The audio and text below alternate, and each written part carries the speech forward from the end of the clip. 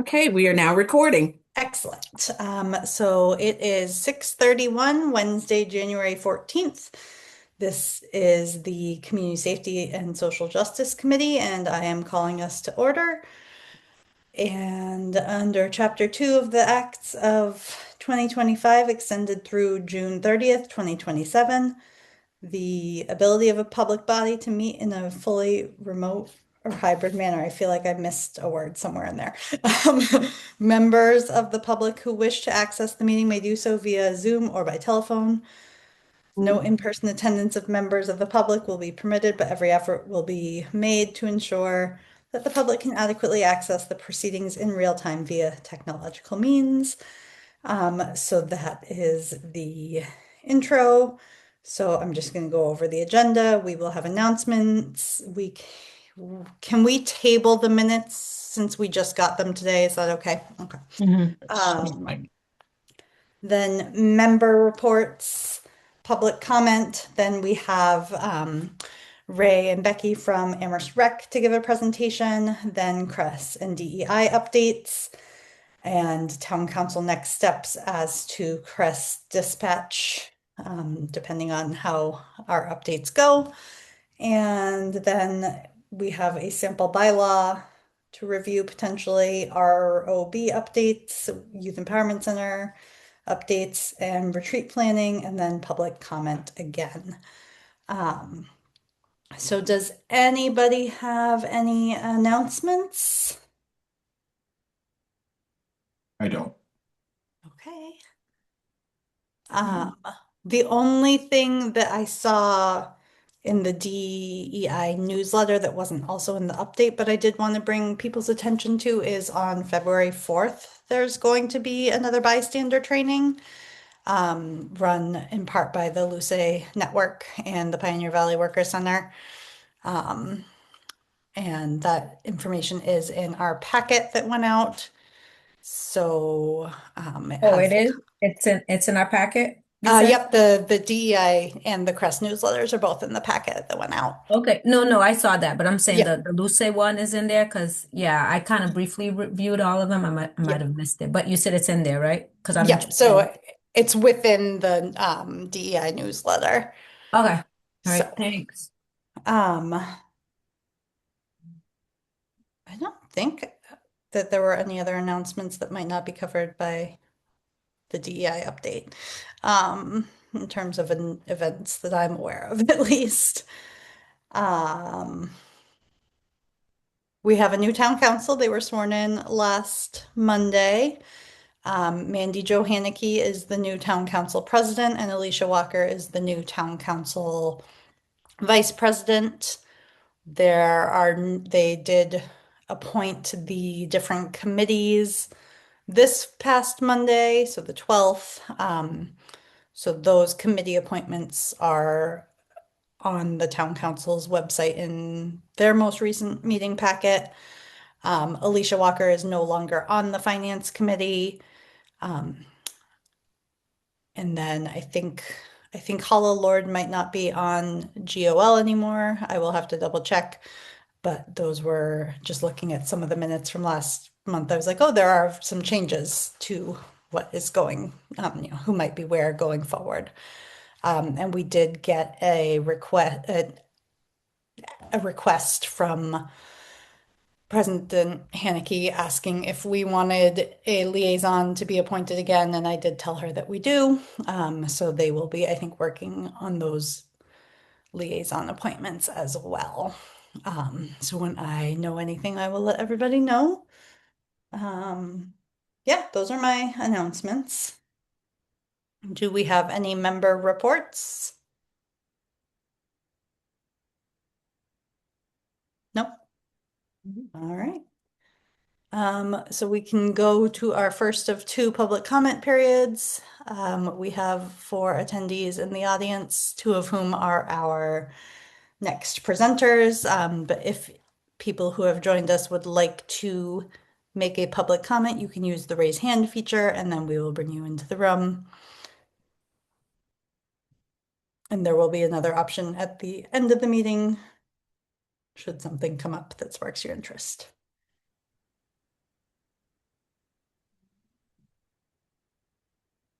right, I'm not seeing any hands, so I'm going to say we can move along to Amherst Rec.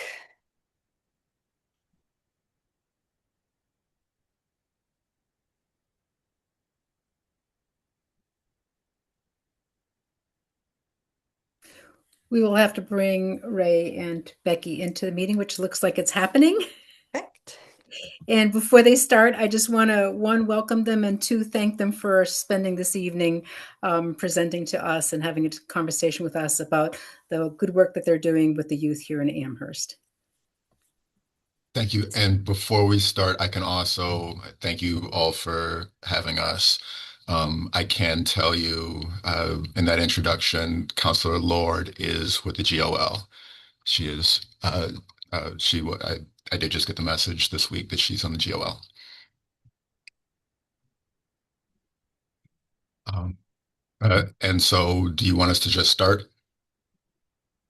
I want to, thank you both, too, as, one of the co-chairs. Ray, welcome back. I know you've come and presented to us in the past, so we're definitely excited that you both are back. Becky, I hadn't met you before, so that's awesome.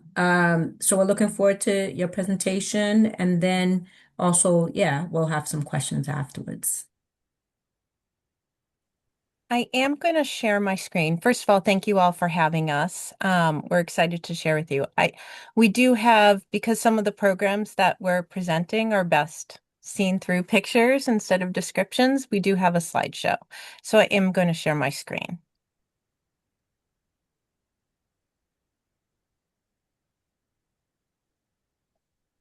Mm. And I guess as an introduction also, as we get this loaded up, I'm Ray Harp. I'm the Director of Recreation. Thanks for having me back.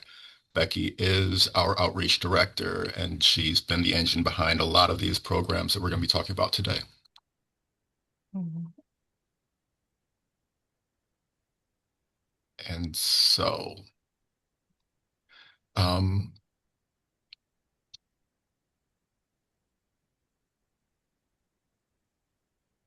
okay, so as an introduction, the mission of Amherst Recreation is to enhance the quality of life for all residents by providing diverse recreational programs, facilities, and services to connect, grow, and build a stronger community. What you see here is you see a collection of the programs that we offer.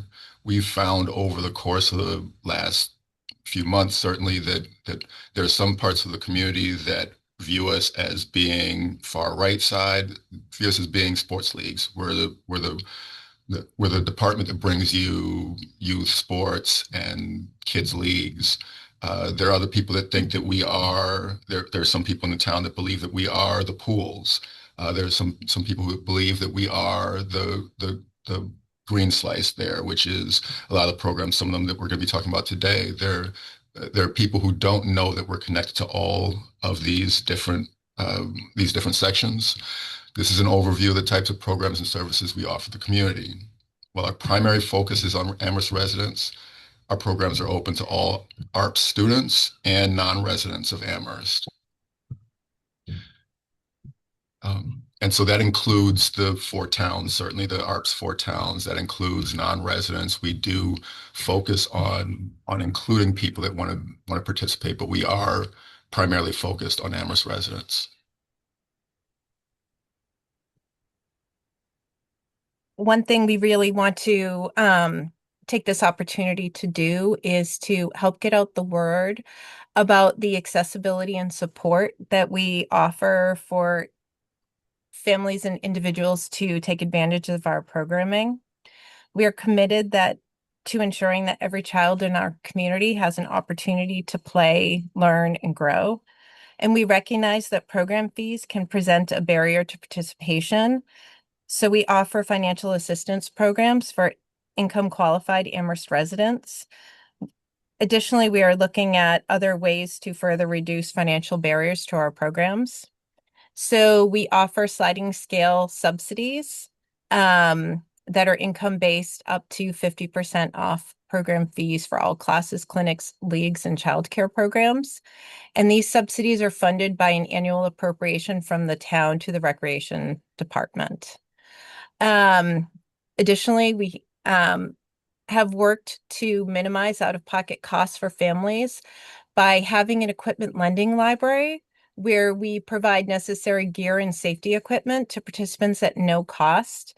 The town gave us ARPA funds identified for outreach, and some of what we did with that funding was to buy equipment for some of our youth sports programs so that individuals could just borrow equipment for the season and reduce their out-of-pocket costs.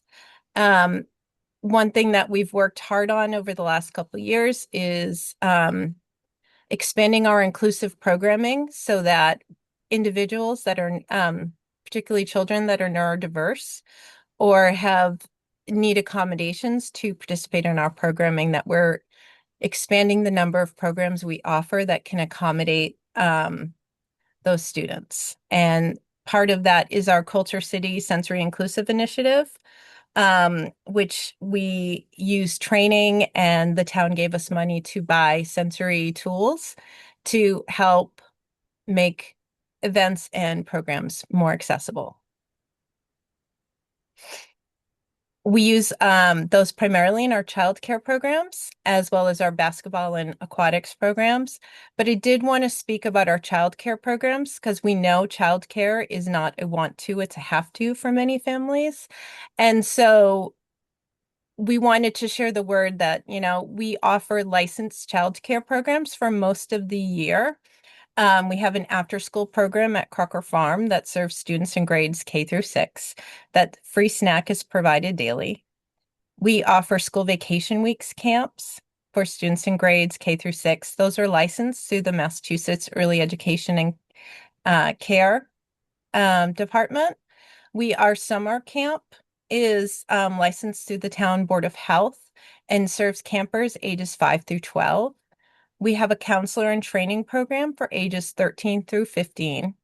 And we have junior counselor positions for kids age 16 through 17. We're fortunate to partner with the school to provide breakfast and lunch at no charge to all campers, including anyone under 18. We also include swim lessons for free as part of our camp program.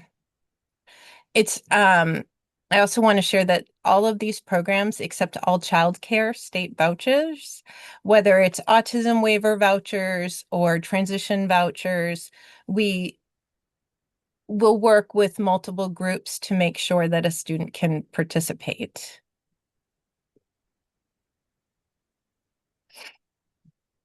And now, morning movement. I hope that you all are very familiar with the program. This is a program that we have been very proud of in our partnership with the schools, in our ability to work with directly children in the schools. It's been recognized as one of our shining gems in programming here recently, but we do want to spend a little bit of time tonight talking about morning movement and its mission. The mission of morning movement is to support ARP's youth in grades 7 to 10 by pairing physical activity with community building and mentorship. By providing a dedicated space for movement and positive socialization before the first bell of the school day, we prepare students to enter the academic day focused, regulated, and ready to succeed. At its core, morning movement is building a community. We create an array of opportunities for participants to build organic connections and friendships that span multiple grade levels. For our older high school participants, we're looking for leadership pathways through the ARHS, Alternative Learning Plan, the High School Learning Plan, the ALPS program, allowing them to earn high school credit while serving as peer leaders. Morning movement provides a rare, inclusive environment where students can bring their full selves, and this includes all of their experienced trauma, lived experiences, their difficulties with school. It allows them to bring this into the room and hear growth is a collective journey. Sometimes students are more than just participants. They actively invite and challenge the adults in the room to see their humanity, to recognize their ambitions and unique personalities. We're dedicated to helping our students become the best versions of themselves through a purposeful balance of structure and mentorship. It's a daily practice for us. It is a commitment for us to try and help them bring out the most in themselves and the people that we have in the room. So the strength of MMP, which is what we call morning movement, is rooted in its diverse coalition of partners. Amherst Recreation has been fortunate to be part of this program for now 3 years. This fiscal year marked a significant milestone as the program became a formal part of our department's budget. So while this move centralizes the program within the town side, the school remains at the heart of the program. We are deeply grateful to the Family Center's Dr. Guevara, the ARPS principals and staff, as well as facilities and transportation teams for their continued partnership for this program. We literally couldn't do it without it. We're equally fortunate to have the steadfast support of CRES, the Amherst Police Department, and other law enforcement partners, as well as Amherst College and UMass. Our college partners provide mentors that offer academic support and mentorship to our participants. They host us for field trips and provide us with academic resources to better inform our practices.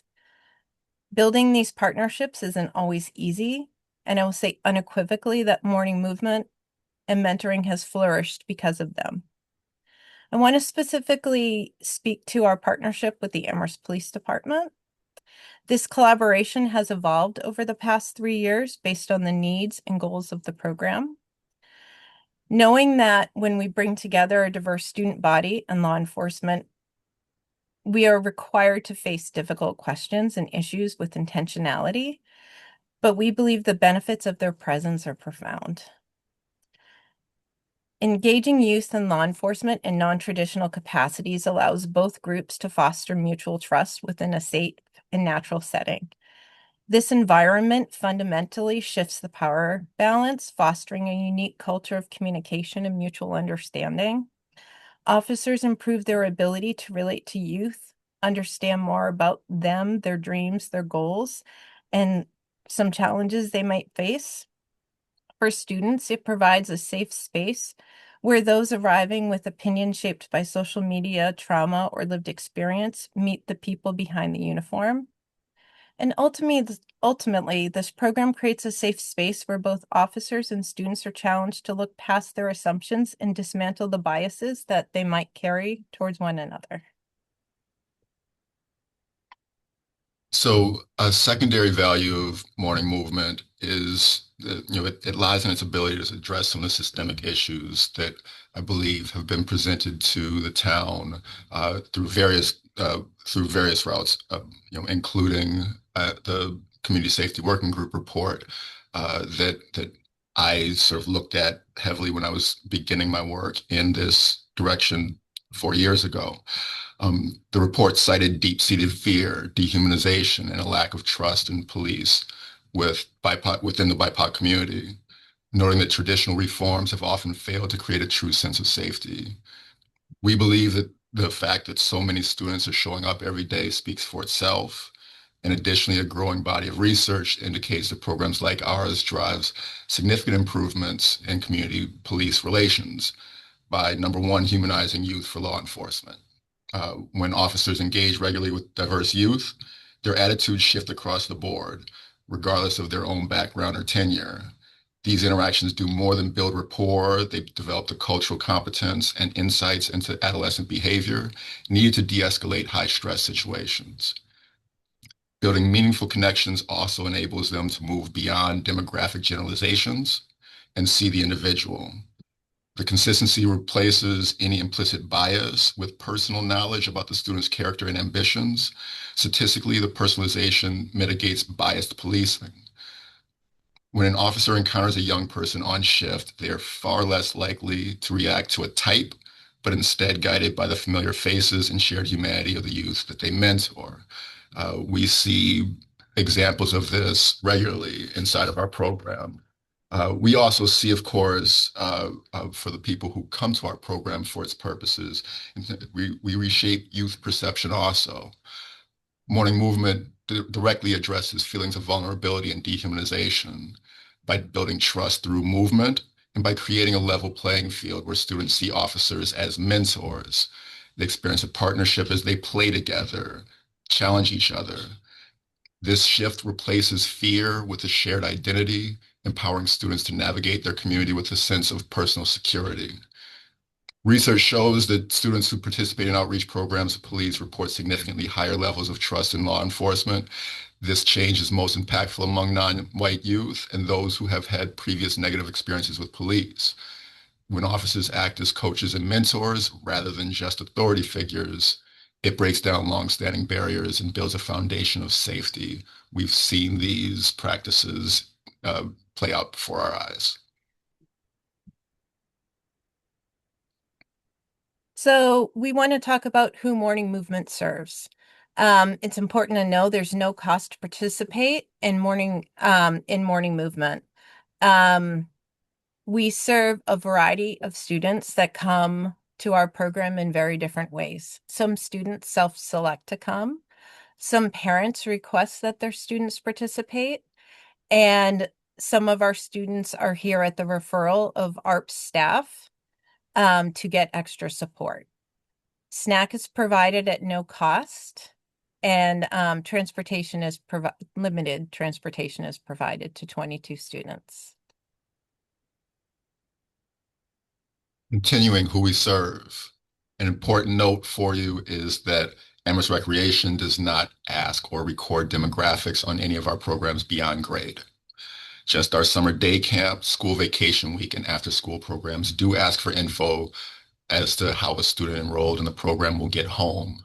But we don't typically track information unless the morning movement in particular is connected to a grant process. The high school had, I mean, that the school department had been involved in collecting for the grant ahead of time. We have to present that information. So we were tracking in ways that we don't track for all of our programs. But who we serve, um, uh, uh, the in this one right here, we're looking at participation of grade level. We have seventh graders, eighth graders, we have high schoolers. And you see there's a relatively even distribution for the high school students. We keep them in the program for as long as it makes sense for them and for us. Sometimes they start out through the comfort of morning movement, what they've been involved with in middle school. They ask to come and participate early in their high school time, and sometimes they find their circles, they find their ground, and then they wind up sort of saying, I don't need morning movement anymore. Or they get tired, or they may tap out at some point. But we find that a lot of high school students still use the routine and normal order of the morning day. We have the distribution on the right here is transportation. And these are all self-reported, by the way. These are the easy ones because this involves our understanding the students and what their actual function is in our program. But the budget supports 3 school vans to bring students to the program. This year, 35 students have requested transportation. And so that creates the wait list that we look at managing for participation. There are some that live inside and walk and bike. There are some that request school transportation. There are also some that from the wait list or beyond that have the means to get here on their own, and we welcome them. So as you can Go ahead. see, most of our students are male, identifying, and again, these are all self-reported, and that 56.5% of our participants qualify for free lunch, and 4.3% qualify for reduced lunch.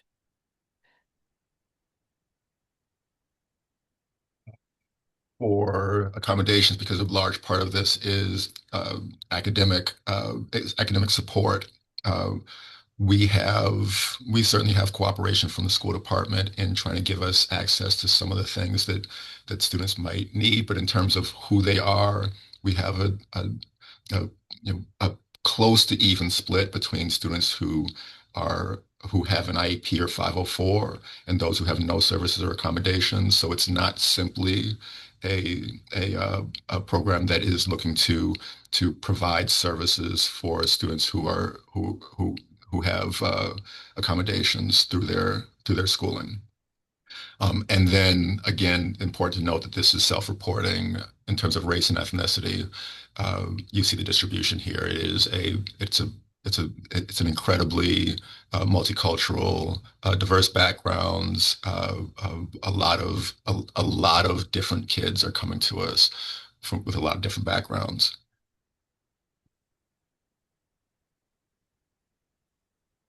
And this just shows a little more specifics on the races reported by our students.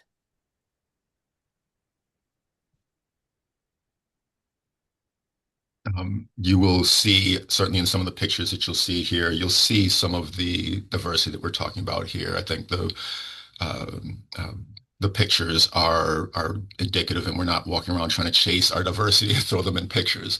I think that any sort of cross section, if you walk into the school during program hours, I think you'll see a sense for uh, what the program looks like. But uh, we want to put this together just so you can see that not just what they do. We won't be quizzed on this. This is a sense that this is a day with a routine, with a schedule. One of the things that we want you all to know is that we believe that routine is a very important part of this, and giving them structure and giving them order and coming in and having these pieces. If there's some variation, it's not always exactly this, but we try as best as we can to give them a sense of order and routine every day, to have a sense of expectations, to have a sense of accountability. And so, it's attached in it. There's some messaging work. So it's not just to come into us and have an open gym and sort of play around. There is a sense of our mentors getting a chance to mentor them through this schedule also. And it ends with that walk to school for our armed students to take that walk over to school. They do it in the cold, they do it in the nice weather, they do it when they're frustrated, they do it when they don't want to go to school. And it's part of that routine for us. And we just wanted to show you some pictures of what a day looks like.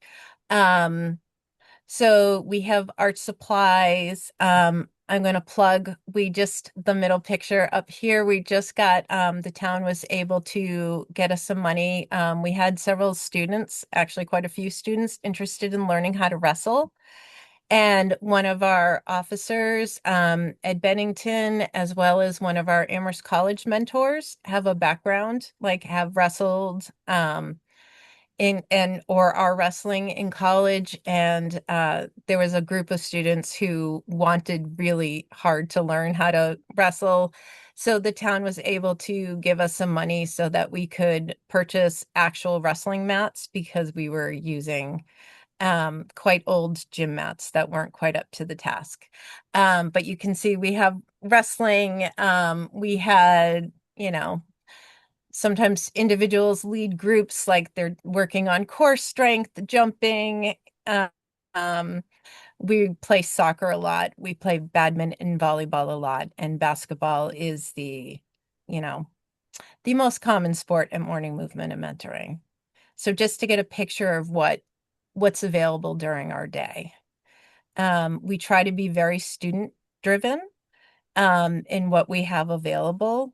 And I think that is part of the reason students keep coming.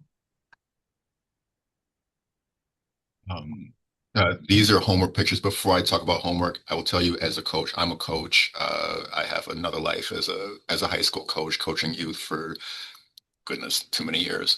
And I will tell you that one of the most impressive things that I've seen in the program, Officer Bennington, Benny's an outstanding coach. I've watched people gravitate towards that wrestling club. So when we had an opportunity to get those new wrestling mats, it was an important piece of it, because We identified that the mats aren't strong, and kids who had no experience with wrestling all of a sudden became wrestling interested, came over, and they had a chance to be coached, directed wherever they were. Some of them are not very good yet, but they had a chance to really, really get some top-notch instruction. So we have a shining gem there, among other shining gems.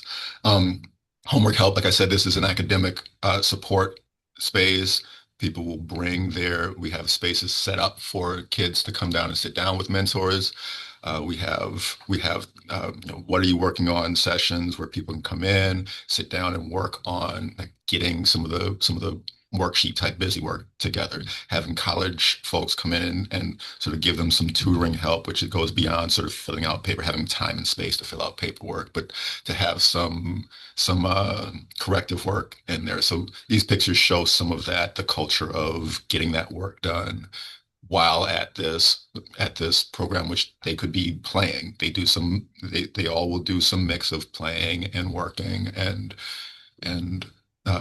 creating their own success.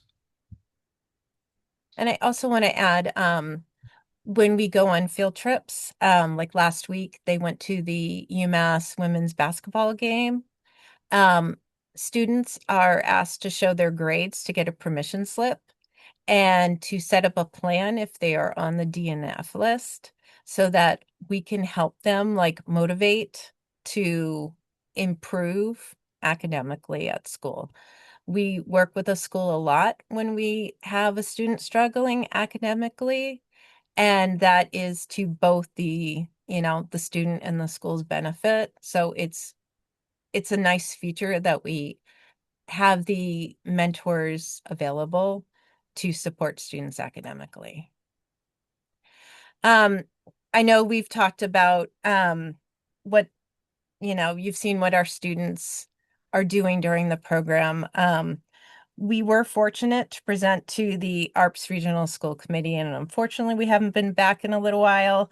But I did wanted to share some of the parent perspectives on what morning movement means for their students. And one thing, like even though this is a couple years old, all of the parents you're going to hear from in this video, their kids are still coming to morning movement as high school students, which is really wonderful.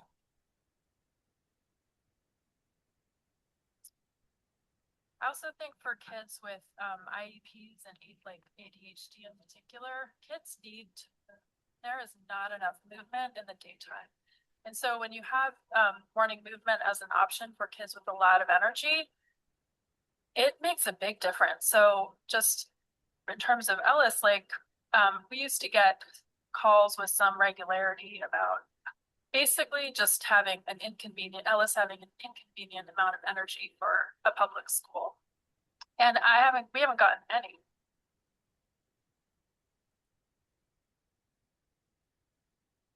So I have just 4 parents. Uh, this program is phenomenal. And also the fact that Monday through Thursday, my kids are gone before I'm even up in the morning. So that's also good. But honestly, what I love about it is that, with everything that we see going on in the media about, the police officers and, with all that stuff going on, and to know that in our community, we have first responders that are supporting our kids, or this allows our kids to see that there are phenomenal police officers out there. And I love it. I love the fact that they get to see it. I love the fact that UMass students, I love the fact that it's a great community, and I love it. I love it. I love it. And I hope that this program. Yep. I don't know why it got cut off there, but That's a program for prevention.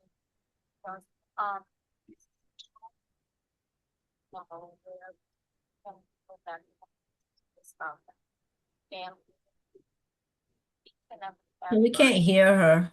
oh, let me see if I can turn the.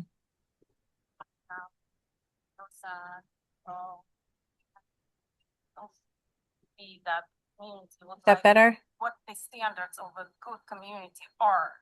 So that's works both ways. So the community know the kid became known the kids, they start knowing the kids, so they know what to expect from them, and they also see them kids good examples. So this is acceptable in our community.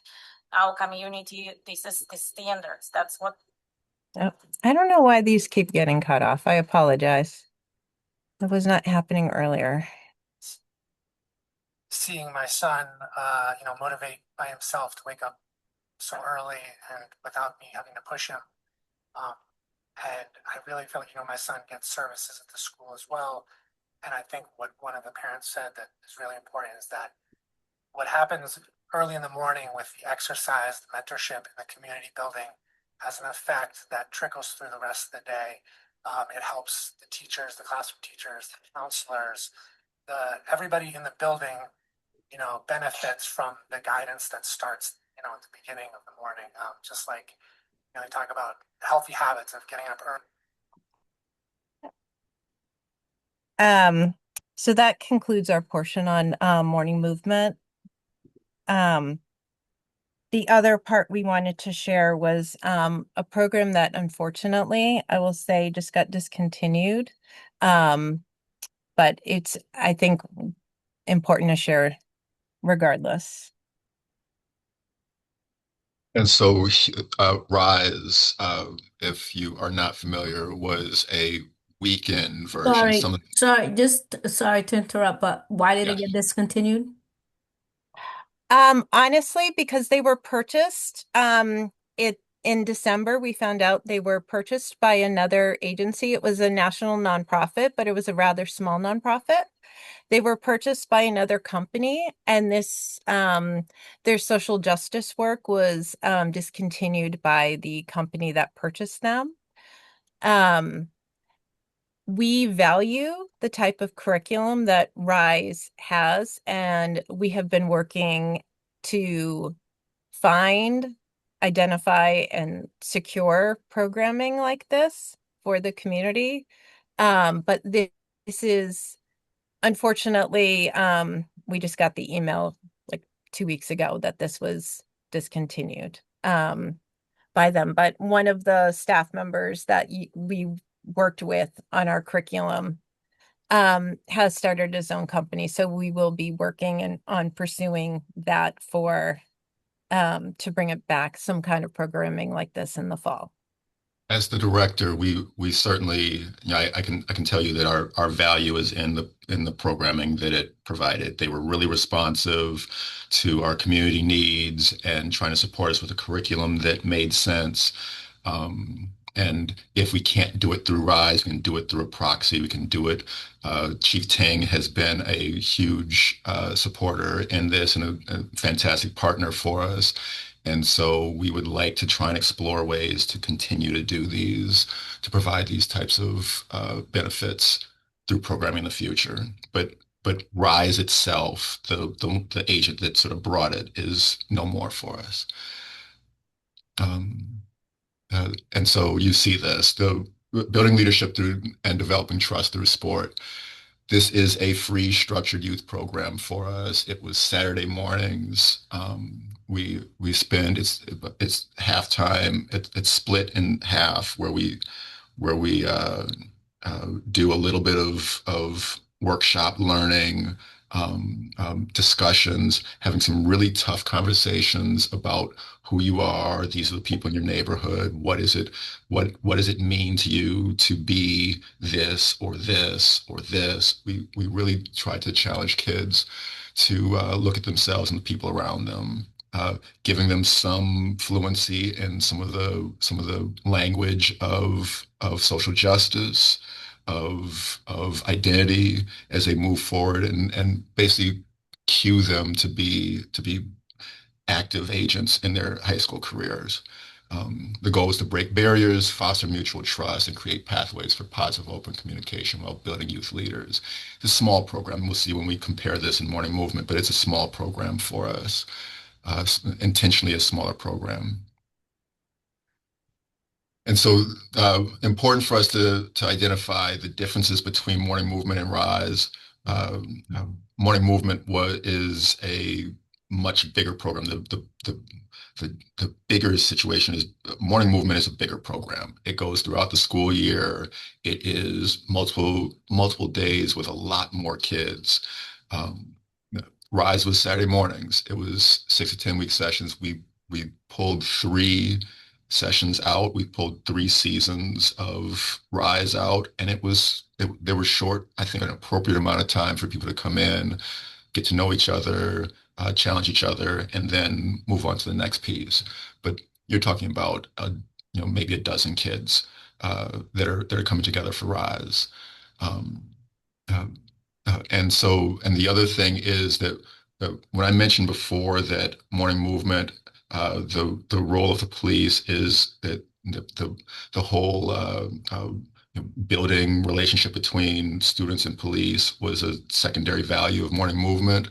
It's an important value, and it's certainly part that we've seen fruit come from that, but it's not the main goal of that. Rise is, in its nature, is to build that its primary focus is in finding a relationship between students that are trying to understand themselves and law enforcement and agencies like Amherst Police Department. They were really strong partners. Amherst Police was the police were really strong partners for us because they put an equal value that we did in building those relationships. Um, and it's the focus of Rise, whereas it's a byproduct of morning movement. Um, we would like to replicate that again later on. These are 45, 60-minute structured lessons. We would like to be able to present those later on. Our next slide is going to be talking about the topics that we looked at, but we'd like to be able to replicate that moving on.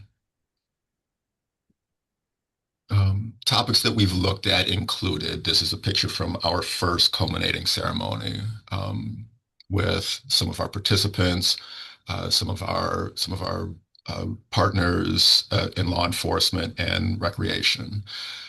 Um, we looked at topics like understanding our identities. We talked about equity versus equality, and getting kids to play around with those concepts. We looked at things like conflict resolution, microaggressions, and really getting them to actively create some of the realities that they're exploring here. Um, we did a lot in terms of community building, but we looked at that racism, anti-racism. What does it mean to be a part of an institution? So we're trying to prep them for the larger conversations that middle schoolers may have now. We're trying to prep them for the larger conversations that they may have as they move into high school and into their own academic world. And we did learn a lot from them through that process also.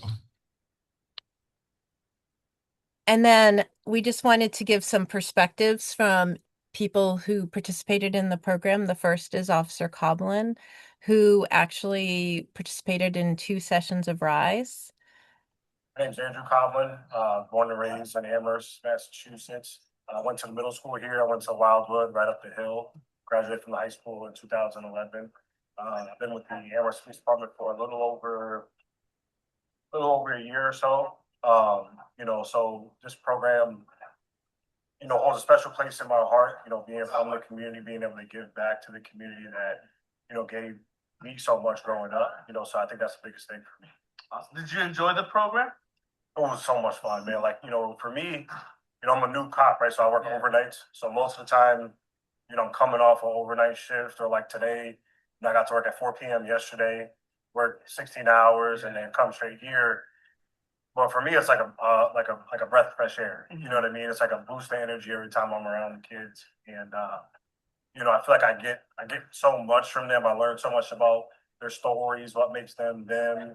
I see a lot of myself in some of those kids, and I see, even things that I learn from them where it's like, man, you learn somebody's story, you're like, oh man, I can work 18-hour day when I learn about what somebody else is going through, and you might not even know, that they're going through because they have such a positive mindset. So I think it really helps kind of put things in perspective like that. Awesome. Thank you so much. I definitely appreciate you coming here, Yeah. especially after working 16 hours. So I should have prefaced this with part of Rise is they do pre-surveys, post-surveys, and then they do interviews. at the end of each session, because it's data driven, in their curriculum and how they maneuver, how they adjust successive sessions. So part of the interview, they ask the adult participants and the youth participants different questions, but they speak to all of them. My name is Rafael Santos, Jr., and I am an employee of the Hampshire Sheriff's Office here in Hampshire County and a volunteer for RISE. Awesome. Thank you, Raphael. Did you enjoy the program? Absolutely. I think the program is an excellent program. The vision of the program meets the needs of our community, and it's a vital piece of helping these individuals grow in a positive manner and bridging the gap between law enforcement and our youth. Cool. What was your favorite lesson or activity? My favorite activity was the privilege activity. I think that gave us a lot of insight as to where other individuals around us come from and what they have access to and don't have access to, and just being able to see things from a different perspective. And then what sort of impact did you see among the youth or even yourself throughout the past 5 or so program? Just the collaboration, and like for me, it's personal. Because as a youth myself, I was troubled and I had a rough upbringing, and this connection with this program has really, light a fire in me, and just seeing the positive outcomes of the individuals, engaging with them, and even building a personal relationship with an individual who I didn't know before, and now I'm helping them through some issues that he's working through in a positive mentoring way. Awesome. And what would you say to other officers or youth who are interested in join the next cohort of the program? Should they join it, and why? I think it's an opportunity to explore something different, give yourself an opportunity to grow. And I think the importance about having other youth involved is just to see law enforcement from a different light and have that positive connection. I don't think we have enough of that in our communities. And the volunteers are there. And it's a perfect time to give back to the community. For me personally, I feel like that's something I'm obligated to do. Because it's what's instilled in me as a young man. So now giving back feels great, and I think it would serve anybody well if they put in their time. And then I just wanted to share some of the students' perspectives, because unlike morning movement, RISE participants are only there for the few weeks of the program. And what grade are you in? I'm in 7th grade. And where do you go to school? Where did I go? I go to Amherst Middle School. Awesome. So before the program, how did you feel about law enforcement? I thought they were, a little bit more different from us. I thought they were like more powerful, and that they could control, like they could send someone to jail if they wanted to or something. So if at all, in what way have your feelings changed? I think now I see them more like human, and now I can relate to them more, and then I can trust them more now. Why do you feel like you can trust them more? Because I realize that they're just the same as us. They're just they just have different jobs than us. For the program, so you did this program last year. So can you think about what you thought before the program last year to what you think now? I feel like the program last year was a bit, I don't know, but I feel like this year it's kind of impacting me a bit more, and I feel like this fits is great. Excellent. What was your favorite activity that we did? The trust one, where we had to close our eyes and we had to trust one another. Well, that's the exact same thing. I feel like that one was great. Yeah, what did you like about it? I liked how I was able to trust people, and that it was something that we don't. So I was just kind of happy that we were able to hear. Excellent. What key lessons did you learn from the program? I learned that we have the same thing, which is fair, and that everybody has different needs. And I also learned that that we have time to identify ourselves, someone not showing that we have a name tag, and it's not something that related. All right. So what would you say to youth that are interested in doing a program like this or thinking about it? Program, I feel like that should program like this is fun and help me a lot understand we work with the police department, so just getting to know what's around us and like getting to know the rec department is pretty good. So yeah, I feel like we should do this. That should do this well. Excellent.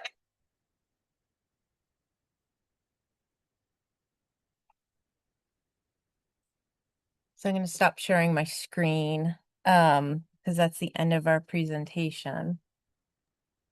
But if anyone had any questions, we'd be happy to answer them.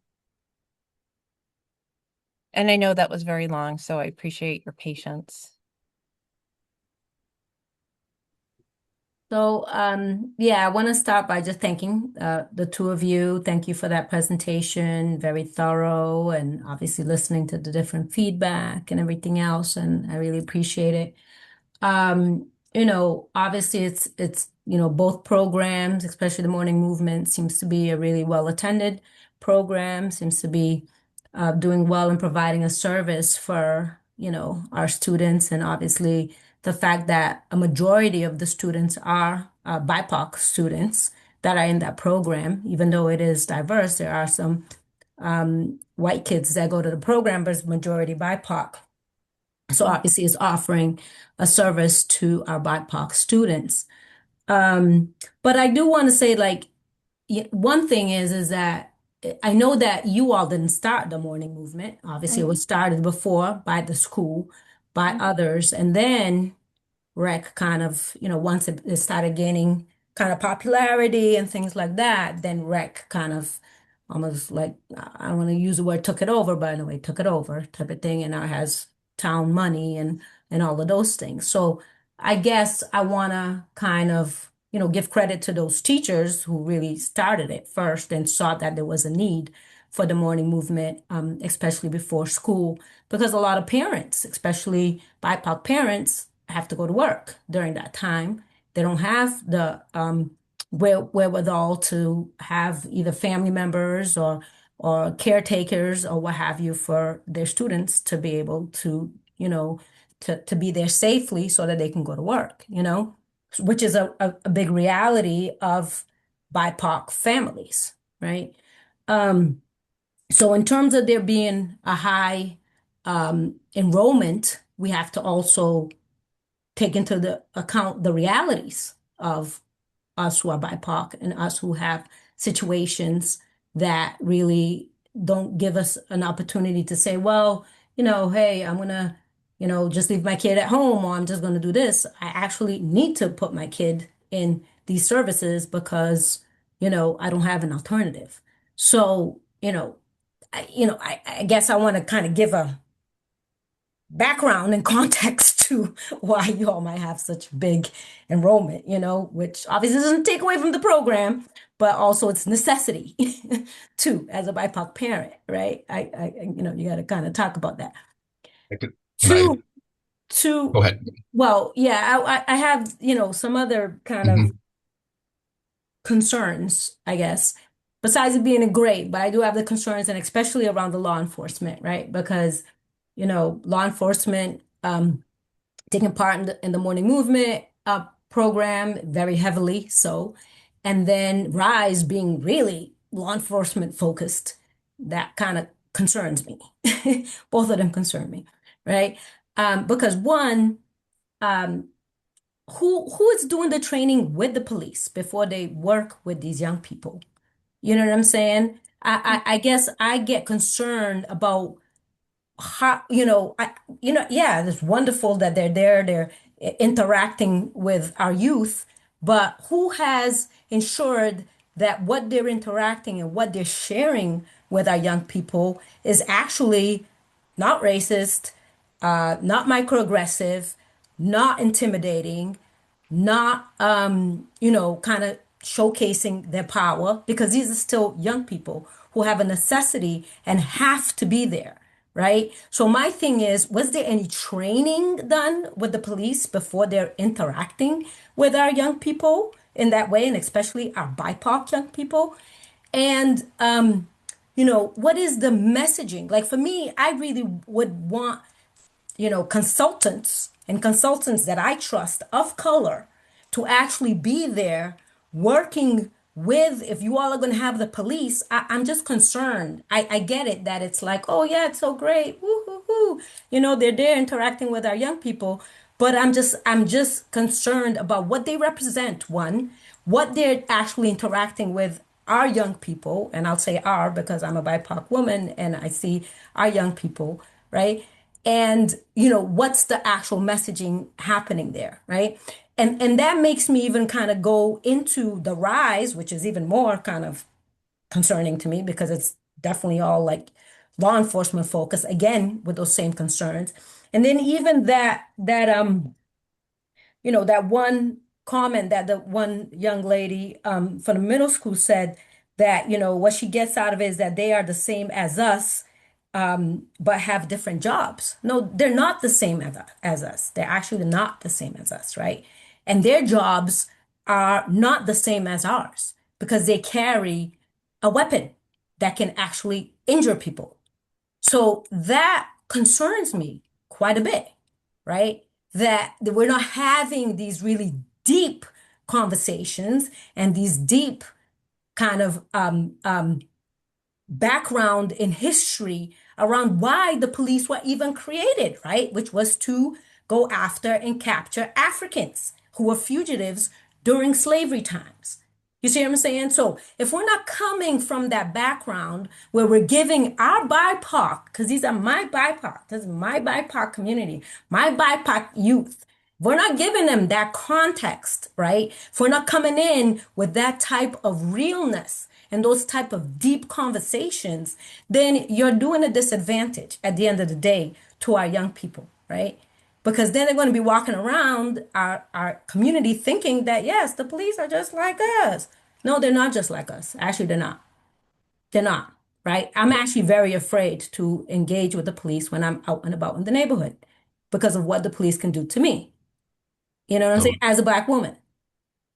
thank you. So wait, so so for me, I really want to hear some kind of, you know, like what type of training, what type of actual communication besides just the police showing up and being like, yes, let me do your homework with you and let me do this and that and the other, because I'm severely concerned that none of that background and deeper work has been done, continues to be done, and will be done, which then impacts, right, on the more deeper level, our young people who have a necessity, right? That parents have a necessity for them to be there.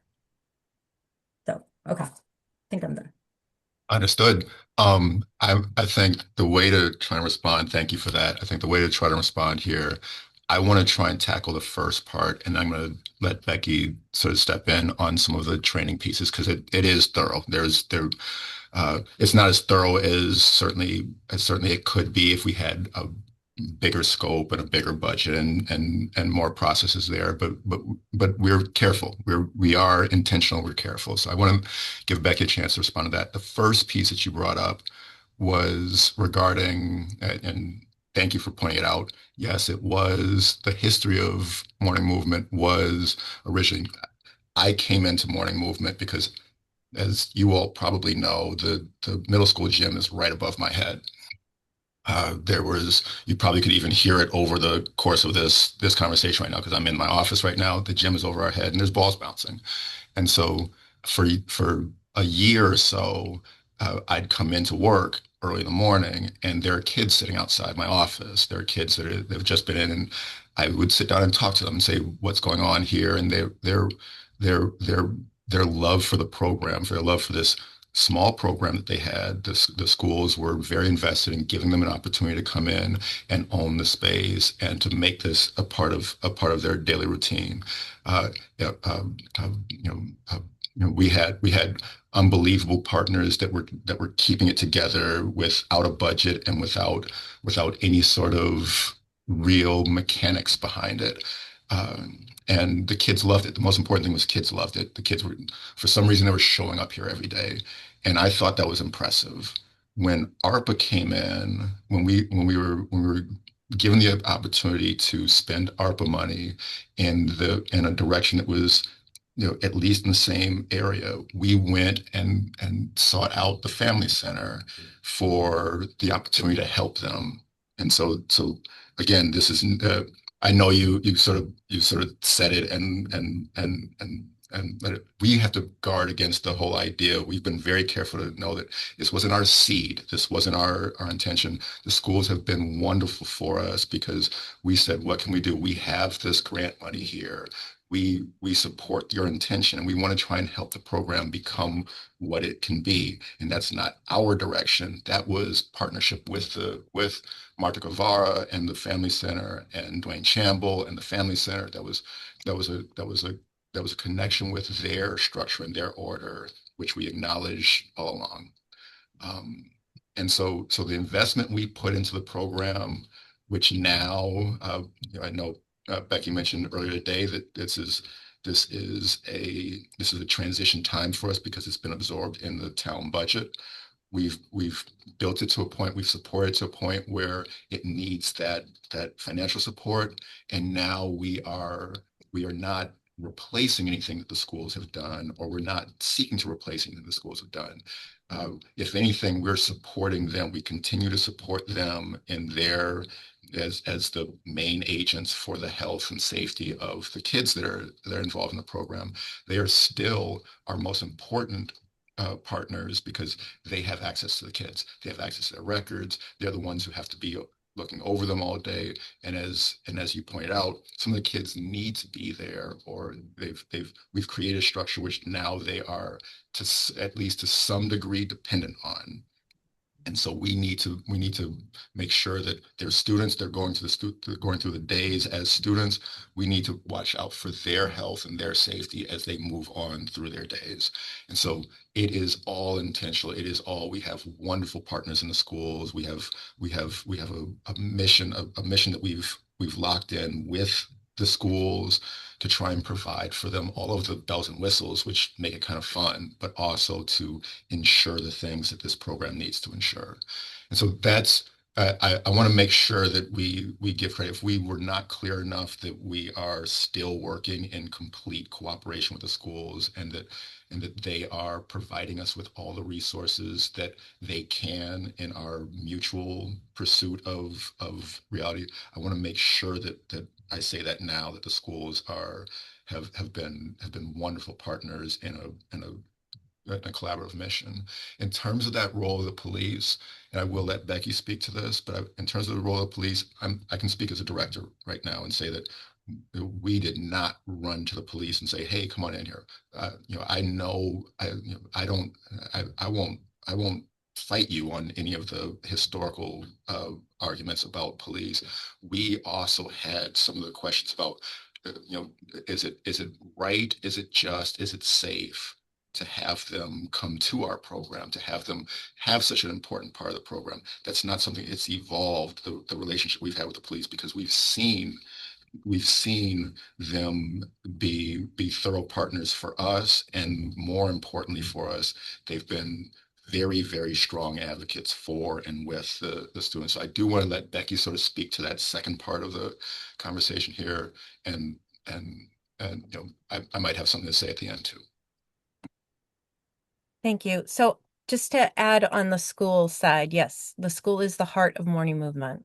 So morning movement 2 years ago, when it was still under the school, we were using ARPA money to pay for staff members, as well as we added transportation to the program so that students who couldn't otherwise attend could have access. That's continued for the last 2 years. We were in a bit of a crisis last spring in that we weren't sure the program was going to be able to continue because ARPA funds were no longer allowed to be used. The school did not have money within their budget to pay for this program, which cost the town. So the school provides a staff member that's about $9,000, and the town provides about $43,000 for the rest of the program that covers snack, transportation, materials. So we have been paying for that portion for the last 2 years. So when it came formally under the town budget, this year, it wasn't that much of a change other than, you know, we're housing it more directly through recreation, but we still partner. I meet pretty much weekly with the school to talk about the students and any issues that are coming up. They are essential partners in this program, and we're very grateful. Principal Sadiq and Principal Rodriguez, is that right? Middle School one. I can't remember his last name. They are super helpful in supporting our program. We could not do it. We're trying to build a web under these students so they don't fall through the cracks, and the more partners we have help us do that. As to the training of police, so actually Bill Laramie was part of the program before recreation became part of the program in 2003. 2002, he was pulled in as a second person with Seha Crouch, who started the program and was willing to meet with students before school at 7 a.m. Seha is still an important part of the program, and we're really grateful for him. So Bill was already part of the program the first year we did it with the school. We had at that first year hired paraprofessionals from the middle school to serve as staff alongside our director, Maria Vega, or now Grove. So that didn't work very well. Unfortunately, there was a couple of issues we were having. So we looked to expand staffing to accommodate additional students. Morning Movement has grown every year. Our college partners are amazing, but they're only here certain weeks of the year. And there are large gaps where we do not have staffing. We brought in additional Amherst police officers because we were looking for staffing, and they had some officers who were willing to participate. I'll be honest, that second year, we hadn't really fully defined in the way we felt most comfortable having APD in the room. We got feedback from students. And so over the course of last summer, I actually sat down with all of the APD officers that had been involved in the program, and we kind of agreed on what exactly their role was, and really focusing on the model of we use de-escalation, not discipline, like very direct about what their role within this program is.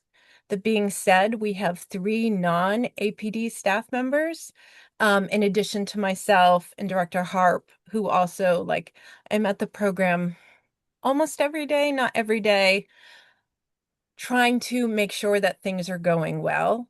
APD officers, before they start attending the program, number one, we sit down and talk with them, or they talk with Maria Grove, who is the Morning Movement director. She's the boots on the ground during the day and kind of sets the tone within the gym. We meet with them and we discuss whether or not it's an appropriate personality for the students we have.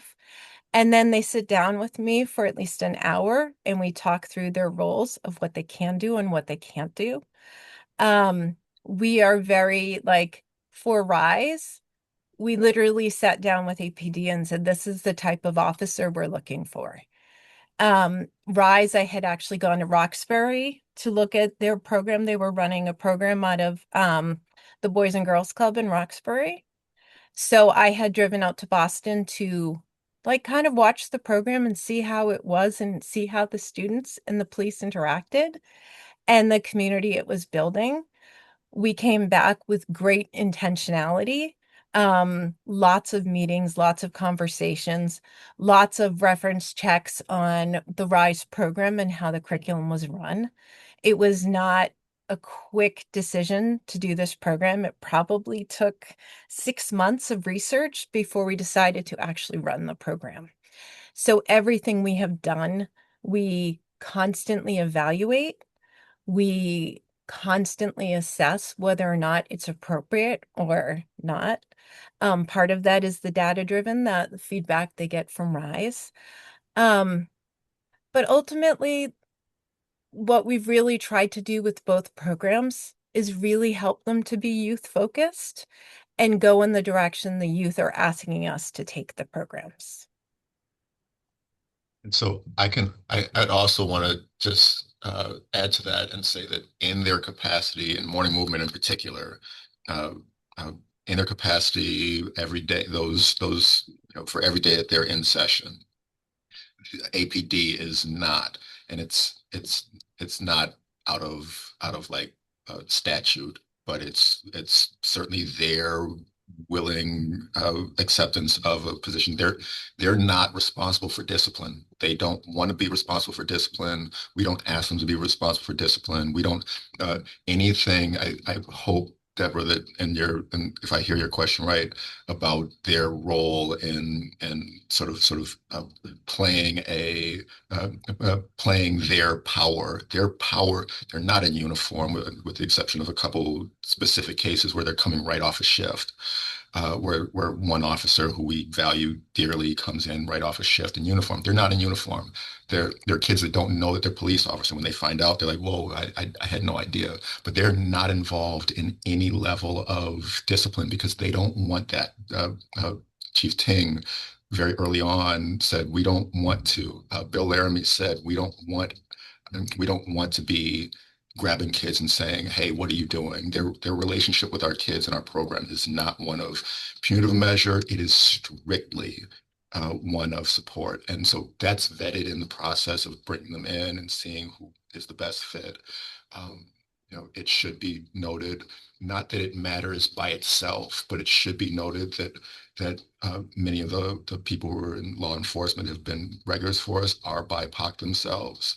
Um, uh, and with Seha and Maria, they're regularly in there. They're the two engines there. They're BIPOC themselves, so that shouldn't matter by itself, but it is representation matters for us, and that's an important part of setting up the structure. Yeah, I mean, and I'm not gonna take up more time because I know Allegra has her hand up too. I mean, I get all that. It's just that obviously the police have deep-seated issues themselves. So I just really worry about the fact that now they're working with our kids, with our BIPOC kids, without them dealing with their own issues of racism and microaggressions and use of force and intimidation and so on and so forth. So I just worry that how is it that then they can impart any type of, you know, wealth of information or what have you to our young people. And Ray, I mean, I get it, right? That, that there's BIPOC police and everything, but as we know, the police, the color is blue, and at the end of the day, that's who they are. They're blue. So as long as they're part of that group, that's the group that they follow, right? Is whatever that group's messaging is and things like that. So all I want to say is that I don't want our kids to also fall into this naivete, right? Because now they're over here like hanging out with the police and thinking that it's going to be all hunky-dory without understanding really the aspects and the history and the everything of the police. And if the police, I mean, I get that you all vet them, but if they haven't gotten the training themselves, right? If they haven't worked on themselves, if they don't have that understanding, which I don't believe the police do. I'll say it right here. I don't think the APD or any police really have that type of understanding because, like I said, they run blue. Then, what type of messaging are we actually doing with the young people? So I don't have a problem with the program itself. I think the program is great, wonderful. What you all are doing are great, but I still have an issue with the police involvement and what type of messaging is actually being shared with our young people and what type of kind of ideas they have, right? Walking around in our community in terms of, the police, because unfortunately that may not be the reception that they will get, especially as they continue to get older. I hear you. So, I hear you, yeah. and I appreciate it. I definitely want to hear it from Allegra. Let me just say to that as the director, We know that we have more evolution to come in the program, and we are committed to continuing that work and making sure that our all of our partners are equipped with what they need to here. And I'll tell you inside my own head, it's just meant to sound a lot more optimistic than maybe it could be read. So forgive me if it doesn't, but uh, you know, and talking about institutional racism and institutional discrimination. Um, Education is also an institution that's rife with racism and so if we do after school programs with teachers and that sort of thing, we could have the same conversation. It's not the same. I don't want to diminish your anxieties or your fears or your hesitations about our partners, but teachers, I speak as a longtime teacher. Education is rife with racism, and so we could have a whole program where we have nothing but teachers in the room, and we still have questions about how are we bringing in people who will be able to speak to the children, empower them to be what they need to be, and to not let their own institutional biases and their own institutional difficulties distract them from what their purpose is in the program. We'd have similar issues, if not the heavier sort of, it certainly feels weightier to have a conversation about police. But I think there's not an institution. We could have anybody attached to basically any American institution and deal with the same questions, the same issues. And so I Just a little bit you different again, because I like I said, just the police, they can arrest, they can maim, and they can injure, and they can kill. You know what I'm saying? So, and I get you, right? Police, teachers can also, meld minds in a way that really obviously can impact. I've gone through school systems that were tracking, kids of color into lower tracks and all that. So we can have those conversations. Just again, the police, they have, and we all have to know that, right? That the police have a whole different aspect of power. So for me, Ray, I know like Evelyn Aquino, right? So she works with young people. She has a really great, she's worked in the middle schools. I mean, I would feel a lot more um, what is it? I would feel a little bit better, I guess, if you all were actually bringing someone like her into that fold to actually do some work with the police, right? Because just vetting them is not enough. They actually need some work to be done in terms of how they interact with our BIPOC kids, right? And some real deep work needs to be done with the police. So someone like Evelyn Aquino, who is at that caliber, she's the one that you all need to bring in, or someone to that caliber that knows our kids, that's lived in this community, has kids in the school system, to be able to do work with them. That I would even start to think like, okay, that might be maybe it could, maybe, but to have the police involvement, because if y'all are not doing that level of work, I'm concerned. But anyway, I'll move on to Allegra. heard. Thank you. I mean, I certainly appreciate all of Deb's comments. I mean, I think that, again, our work came out of an instance of police brutality that didn't occur here, but, that doesn't mean something like that couldn't. So I think that's always going to be at the forefront of the minds of people on this committee when we are thinking about what's being presented as programming in the community. And I didn't realize there were so many partners involved in the morning movement program. So I am glad to hear that there's local students participating, college students participating in some of the academic support. I think that's a great use of the resources that are here. And I think what my first question was actually, what is the weapon protocol for APD during these sessions, and hearing that they're not in their uniforms, I'm assuming maybe that means they're not carrying weapons with them, but that would be a big concern for me. Just, what does that look like? So I can answer that. So our APD officers are they're just in their gym clothes. They're running around with kids by and large. So there's not that's not an issue.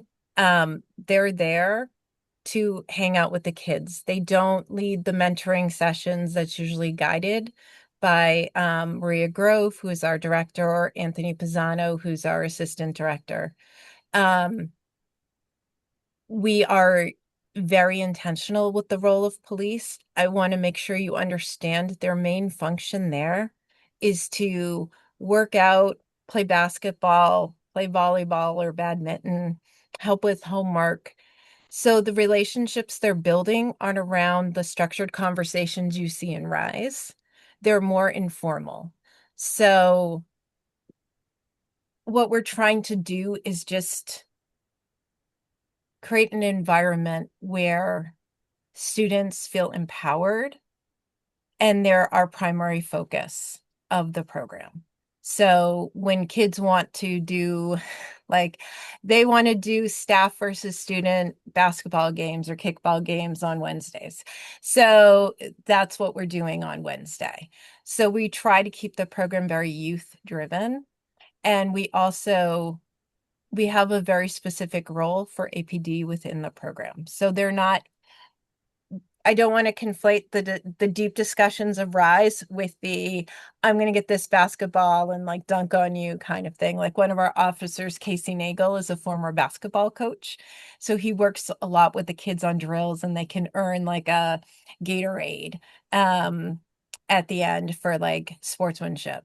So their role is very informal, and that their main job is to build relationships with the youth.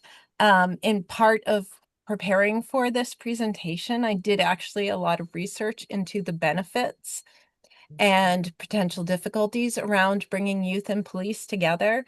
And police officers benefit greatly from developing relationships with youth. It builds their cultural competency, it builds their understanding of youth development, and it helps replace their bias with actual knowledge. So it is creating better police officers to have them as part of this program.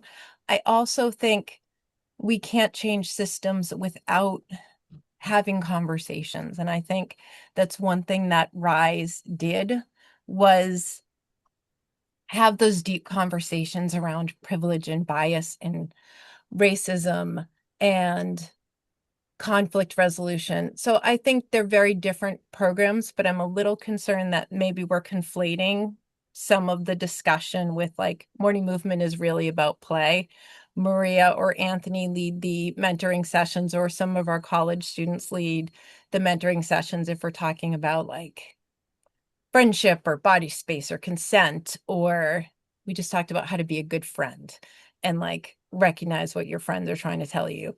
So our mentoring sessions are all about like self-advocacy or other things, but those are staff led, not APD led. So that's, the staff we hire for the program.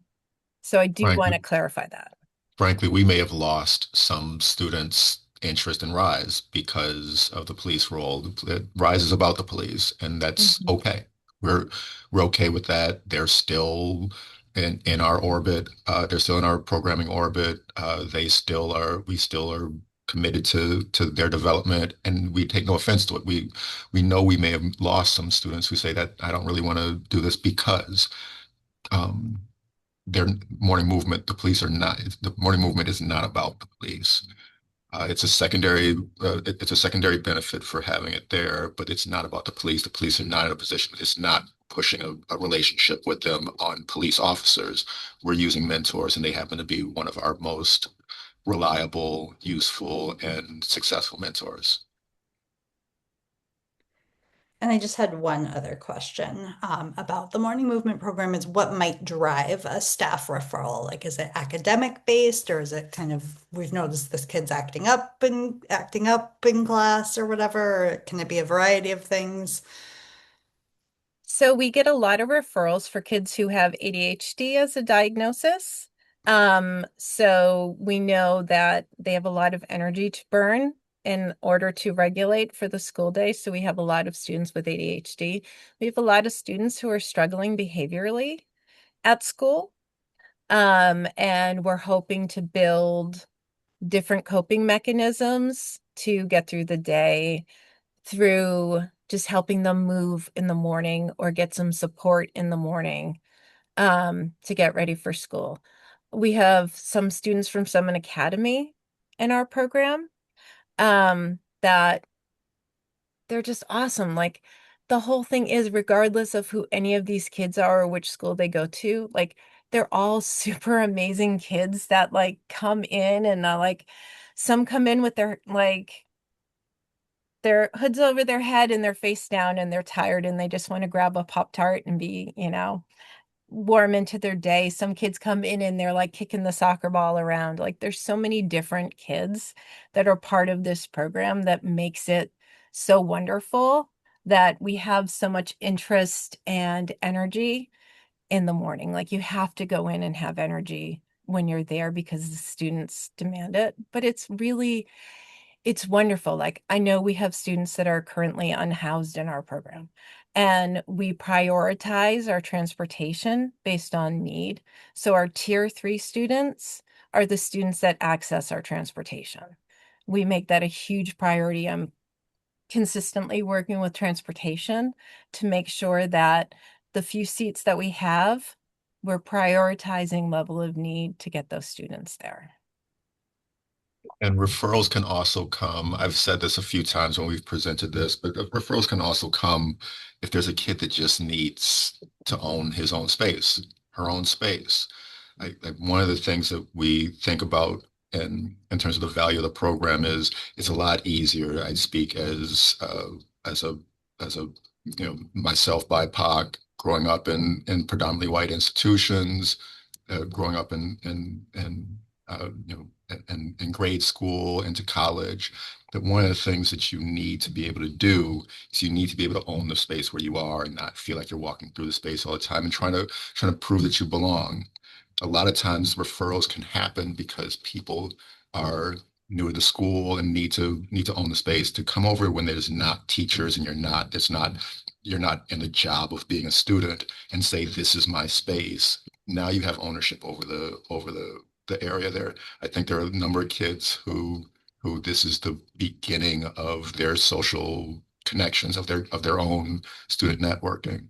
And so I think teachers and guidance understand that and connecting kids to morning movement because there's so much engagement there that they're active in the school when they're not students. And so now it makes it easier to claim space inside that institution later on. Thank you. Everald. Thank you, Allegra. And thank you guys for being here and your presentation. I think it was very helpful. And I think it will also give the community, given that these meetings are recorded, give the community a lot of information that may not have been available before. And acknowledging what Deborah said, I do think that engagement is better than disengagement. And the fact that there is active participation and watching the videos with the testimonials from police and from people at the Hampshire House of Correction to say they're getting different perspective. I think it's an opportunity for all parties to learn. And I think in doing so, that changes culture. But going back to Deborah's concerns, my question is, to what extent are parents involved? What inputs do parents get in this program that involves the police? And if a complaint is lodged or rises, how does that get addressed and who does that? I can speak to that. So we're very transparent with all of our parents. I send out regular newsletters and photos from the morning to share with parents.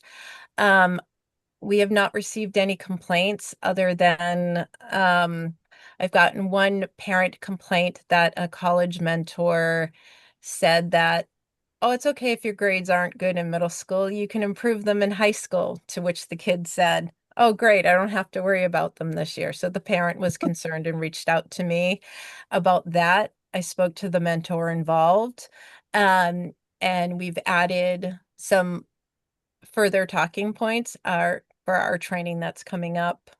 Actually, is it next weekend? We have a training for the second semester students that are coming in. And you talk about mentors and people being available. If someone who wanted to volunteer, how do they go about being a mentor for this program or any of these programs? So most of our mentors are actually college students at UMass or Amherst College. Students at UMass find us actually one of two ways through the FAM Lab under Dr. Evelyn Mercado. She runs a family and minority health psychology program at UMass. Her students that are all interested in youth development and mental health are part of the program. They come 1 to 2 days a week. And then we have students who work through the Center for Community Engagement at Amherst College, who find the program and come to it that way. We also since the beginning of my time with Morning Movement in 2003, we've brought in athletes as well from Amherst College and UMass to work with the students. Right now, we have only one parent volunteer who's part of the program, Bogdan. He's been involved with the program actually since, before like 2022, he came into the program as a parent volunteer. His son now participates in the program. He's a professor at Eisenberg at UMass, and he kind of was already there when we started. So if parents were going to be involved in the program, they would have to come first. We do a meeting, do a walkthrough, show them the program. Morning Movement, when you see it in action, that's why I like showing photos of it. When you see it in action, you get a different sense of it. So you would come in, do that, like do a tour, and then we would sit down. We have multiple trainings that we go through. You also have to go through the school's background check, Corey forms, to know, but we don't have a lot of parent volunteers within the program. And that would be actually a decision that I would refer to. I would talk to Dr. Gravara as well as Maria Grove, who is our director, to see like what if that fits within what we're doing right now. Thank you so much.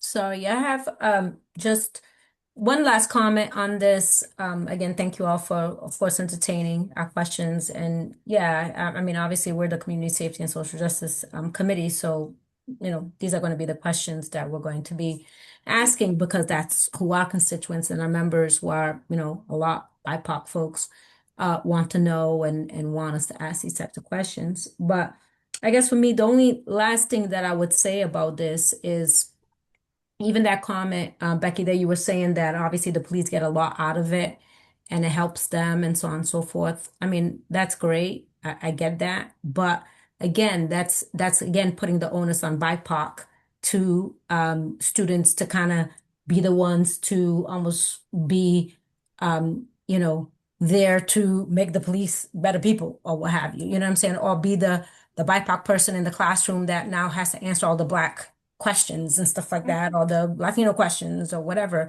Or I know I was part of an organization that was all white and we were a BIPOC group and we were with this organization for many years thinking that, yes, this is a exchange and, and we'll educate them and about being, and I basically gave up because I was just like, no, I'm not going to do that. It was too tiring for me to be under that type of stress where I had to educate white people on how to treat me as a person. You see what I'm saying? So me and my group left that situation after many years because it didn't serve us. So, but this is different because these are young people, right? These are kids, right? Who, yeah, they have necessities, right? They want to be there. They want to get that that love and support and all of those things. So I just want to, I mean, you all have our BIPOC people there who are around these police. And so all I'm saying is that you have to take extra care. It doesn't matter that they're just there playing ball or whatever the case may be. You know what I'm saying? This is serious business because this is our young people. You know what I'm saying? So you have to take, the extra mile to really kind of listen to what we're saying, right? In terms of, the history and the deep aspects of this, right? Because you're trying to then prepare these BIPOC kids for their future, and we don't want them to have a warped sense of their future, right? So that's why I'm just saying, think, and really kind of, hear, some of this feedback and stuff and see where, it can be enhanced. Because it seems as if you all want to, continue forward having law enforcement in, even though for me, I have huge concerns, that wouldn't be my choice. I would probably have other volunteers as opposed to law enforcement. But if you all want to continue with law enforcement, then I think more work needs to be done on them so that it's not our young people that are the ones that are going to be their educators and their teachers. You know what I'm saying? So that they feel better about themselves and they have the benefits and stuff like that. It needs to be on them. They need to do the work, and they have a lot of work to do. A lot. So, because I'm always, talking to APD, about the work that they need to do. So, and I don't feel they've done. And so for them to be around our young people, they need to do that work. And then last question, and Ray, you might not be able to answer this, is that obviously we've been asking the town manager questions around the Youth Empowerment Center. Do you know if there's anyone that is kind of being charged in the town to kind of answer questions around the Youth Empowerment Center and the establishment of the Youth Empowerment Center? I don't know that. That's not with me in recreation right now. Mhm. Yeah. I Okay. don't. So I that's can't give you some, any information there. yeah. So that's something we have to continue to ask the town manager then, right?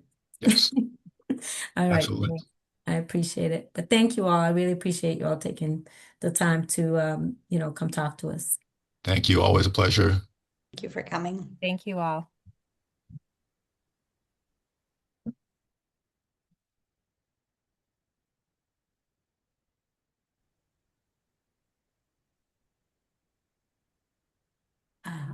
So I guess we can move on to Chris and DEI updates. Yeah, and with the crest, because I think time is kind of the essence. We're already at 8 o'clock. Yeah. And with crest, obviously, Camille, if you can let us know, like, where is dispatch at? That's really number one question. I can give you my report now then. Okay, so good evening. Thank you for being here, and a few minutes to provide an update and some clarity regarding Crest being on dispatch and what this means for the department, the community, and our work ahead. Our current status, if you've looked at the newsletter that was in the packet, Crest is now officially on dispatch. This means our responders are receiving calls directly through the emergency communication system, 911, rather than relying on self-dispatch, diverted, or warm transferred calls. This is an important step forward that reflects the town's commitment to integrating Crest into the broader public safety ecosystem. So things of how we've gotten here. I've spent the last several months working closely with the town manager, APD leadership, HR, and of course, Angel, to address operational questions, establish clear protocols, and prepare our teams. So throughout this process, we have prioritized responder safety, the appropriate call types, our training and readiness, and reliable two-way communications. And currently, Crest has the top of the line radios. This groundwork has positioned us well for responsible and phased rollout. So what's working well? Since going on dispatch, we've already seen some positive indicators. Dispatchers are identifying call types aligned with the Crest mission. As it is January right now, even sitting in my office hearing the dispatchers go on, not much is going on. It's been rather quiet as far as APD calls and fire calls. Communication with dispatch has increased through our clarity of our roles.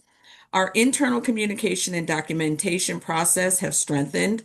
We have very clear um, goals, and these early signs are encouraging and show that the system is functioning as intended. So, what we're monitoring, as with any implementation, we're tracking several areas closely. Volume and type of calls being dispatched to ensure that they remain appropriate. So, these are the things that we're working on now. Workload balance among our responders, a coordination with APD, fire, EMS, and dispatch, and also community feedback, both from callers and service recipients.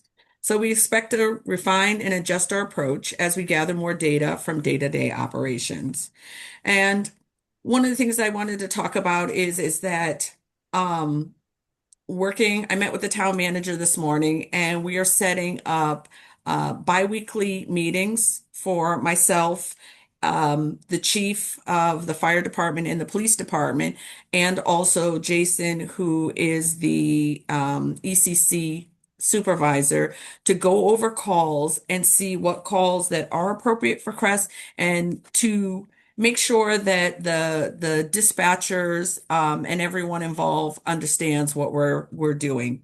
Our protocols were vetted by the town legal department, and also so we have a main protocol that covers a basis of how Crest will respond, how our radio communications go about speaking to dispatch and our response, and also working with APD and fire on how we will respond on needs for parallel response, and also how we will respond on scene with them, whether we need to turn something over or they need to turn something over to us.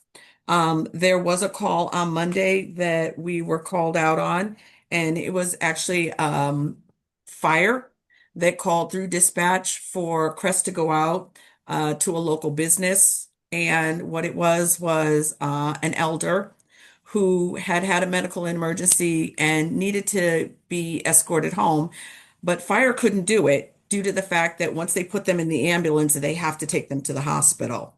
So Crest was called to take this elder home because they were unsteady on their feet, but were medically cleared.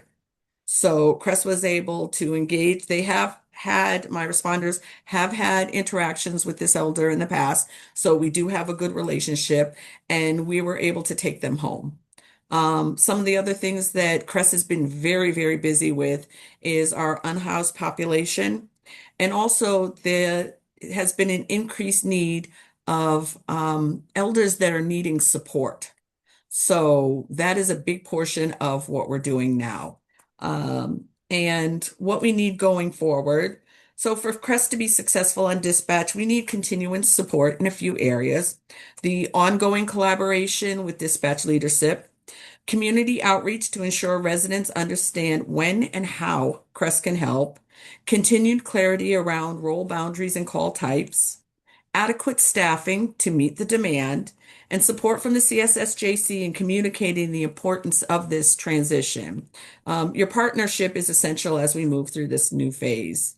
And overall, I just wanted to say that being on dispatch is significant and positive milestone for Crest. It reflects the trust the community has placed in our work and brings us closer to our mission of providing compassionate, non-police crisis response to the residents of Amherst. I look forward to your questions. I'm gonna jump in and just so that I make sure I understand. Mhm. You were saying that Crest, like if tomorrow at 10 a.m. there was a mental health call in the middle of town, Yes, Crest could potentially be the one who is tagged in to go to that. yes. Okay. So not just like, okay, we have everything in place, but there's still another step. No, we are We all are. primed. We are on dispatch. We have the biggest thing was getting all of our protocols, our SOPs, standard operating procedures set. And we work tirelessly to get all of our information out there, our what ifs. and to make sure that we had clear steps of what is a CREST call. So the our policies are available if anybody wanted to look at them. I can send them to you. And Are they on the website, on the CREST no, not website? currently. Right now, our data person is out until tomorrow, so we haven't updated the website. But that will be a place they could live so that the Yes, they public can could. understand. Yes. Deb? So thank you and yay. Yay, I know. Let's do a hand first and foremost. Woohoo! Oh my God, long awaited. Woo. So It was a labor. All I could say is that this is since I came to Crest when I came April 8th of 2024. This was one of my main projects, and it's been something that needed to happen. And the department has been primed. I am very proud of my responders and how this department has grown since I've been here. Oh, I also wanted to say that we also have a new responder, Terrell Jones, a BIPOC male, who has worked with youth. So we are looking forward to his onboarding training, and figuring out what his niche is going to be. All of my responders have gifts, as I call them, that there's something else that they are involved with. I also want to mention that we also have confirmation that for the rest of the grant, only until June 30th, we have hired a program manager, Daniel Garcia, and he's going to start on Tuesday. He comes from Texas and he has a lot of experience with first generation college students, federal grants, and working within systems. right. So that means that now you have 6 responders then? Right now we are down one, and we just finished the interviews and should be having the sixth responder by the end of next month. Okay, great, great. So we Excellent. will be fully staffed at 6. Okay, yeah. So I guess 2 questions that I have. One would be the call types. If you can let us know the call types that are going to be dispatched so that we have an idea. And Okay. then two, and obviously it's going to take a little bit of time, we understand, and I'm happy that you all are going to be still meeting bi-weekly, right, with fire, APD, and the dispatch manager to make sure that you all are kind of like continuing to craft it and look as things go into practice because obviously it's going to be a work in progress, right? This is a live situation. So you all are going to have to kind of like, really tweak here and figure it out and all of those things. So I guess my second question would be, right now you all would be fully staffed at 6 because of the fact that the town manager decreased you all by 2. You know what I'm saying? But really, you need to be fully staffed by 8 and then more because we want to increase also the hours eventually, right? Or especially over the weekends and into the evenings, which is when things happen as per the LEAP report and things like that. So I guess so what are the call types? And then what will happen though, have you been talking to the town manager to let him know that obviously 6 is not going to be enough? And obviously the community wants you all to have more staff so that you're like, for instance, and when I say more staff, that means an assistant director for you, not just a program manager until June, but an assistant director for you and more responders for the community so that the hours can increase. You know what I'm saying? And we can have weekend. Is the town manager listening to some of that? And obviously, want to know the call types. Okay, so if you hold on 1 second, I'm opening up the call types. So currently our call types as of January 1st, 2026, we have assist AFD. I'm not going to go through the numbers. Assist another fire department, Crest administration, Crest assist neighbor, Crest outreach, Crest assist business, well-being check, transport, mental health, assist other police department, follow-up, community engagement, nonviolent school, and assist APD. So within those call types, would kind of like noise complaints, would that fall into any of that? Any of those? No, noise complaints are not, noise complaints as they currently state through the Mass General Law, the way it's stated, are two calls, two units, so two cars. Also, during the day when Crest is open, I haven't heard of any noise complaints. Most of the noise complaints come in, according to the logs, at 1, 2, 3 o'clock in the morning. Mhm. Yeah. So, and at that time, I just want to be clear that I would not want to send two unarmed people, uh, citizen responders, to a call in a college town where it could be anywhere from 50 to 100 people. And we do not have the power, or the license to tell someone to turn their music down or, break up a party. So, that is not something that we would be able to do, as responders. So it is, I don't think that, in the realism at 2, 3 o'clock in the morning, drunk people, etc., that is not something that I would want to send an unarmed response. So to me, And yeah, I mean, I get that. I get that when mhm, you're talking about, so I think though I guess I do want more of an explanation in terms of the mass law and all those other mhm, things because noise complaints though still is nonviolent. So I mean I could even see if it would be maybe Crest and the police. I'm just saying the police they don't have the wherewithal to actually de-escalate a situation because like I said, I always bring up our example of us being BIPOC people, professionals who are having a party, and then the mhm, police showed up and basically were trying to almost arrest us when we were just kind of like, mhm, yeah, we will we'll put them, so they don't have the de-escalation skills. That's what I'm saying. But even borrowing that, right? So I'm mhm. talking about noise complaint because that's what happened with the young people. The young people was the youth, the July 5th youth. That was a noise complaint. That But wasn't that 50. also, That but wasn't that 50 also people. was That was a few young people that were there. Noise complaint.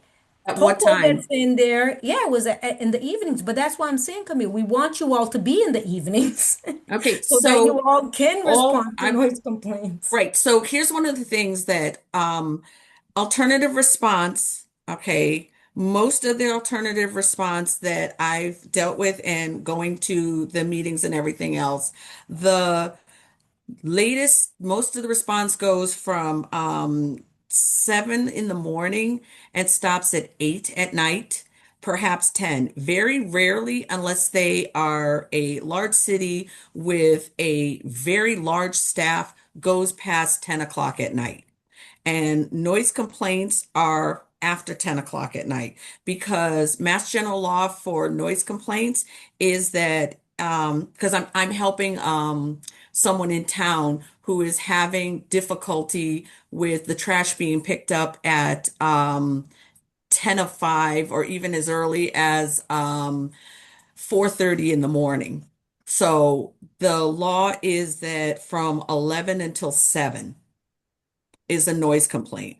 So Crest would not be on at that time unless there was, a very large department. And we couldn't send two people to a noise complaint. I Mm. wouldn't feel All right. safe Well, sending someone all right. So then, as it stands now. so okay. So Camille, so then I guess what you're saying then is that you don't want Creston to work overnight. You don't want Crest to No, work it's not into. working over. Okay, unless we have the staffing. And in order to staff, so one of the things that was brought up very early, in order to have 24-hour staff coverage, you need 24 people to cover in shifts of two, making sure that you have two people. The, in a, in my pie in the sky dreams, we could have 24 people, but That's not going to happen in this current situation that we would have 24 people to be able to staff overnight and 24/7. Yeah, So, and this yeah. is why I'm saying, so right now, okay, working in the confines that we have now, my goal is to get us where we have extended hours, okay, and Saturdays. So getting to Saturdays and getting to 8 o'clock at night still takes more people than 6 people we have. Because if 2 people are out, that leaves 2 teams. And you can't staff um 4 people for that amount of time on a regular basis. I mean, right now I have people out with COVID. So we are running very, very lean. And to be able to do all of this work takes a lot of uh, adjusting. That's all I can say. It's a lot of adjustments. So while the the what we can do. So what I'm saying is the issues that we're having is what we can do is what we're working on now. And as this grows, then we can add in other things. But at this time right now, we can't add into anything else. So we need to work within the confines of what we have, okay, and make it grow as the department grows. So having more people, building more responders into it, building in our community partnerships. That's what's going to make us be able to do more. Because right now, with 6 people and the amount of things that we're doing, and the other part of that is that unlike police and fire who see a need, it's an emergency, take care of the need, and leave.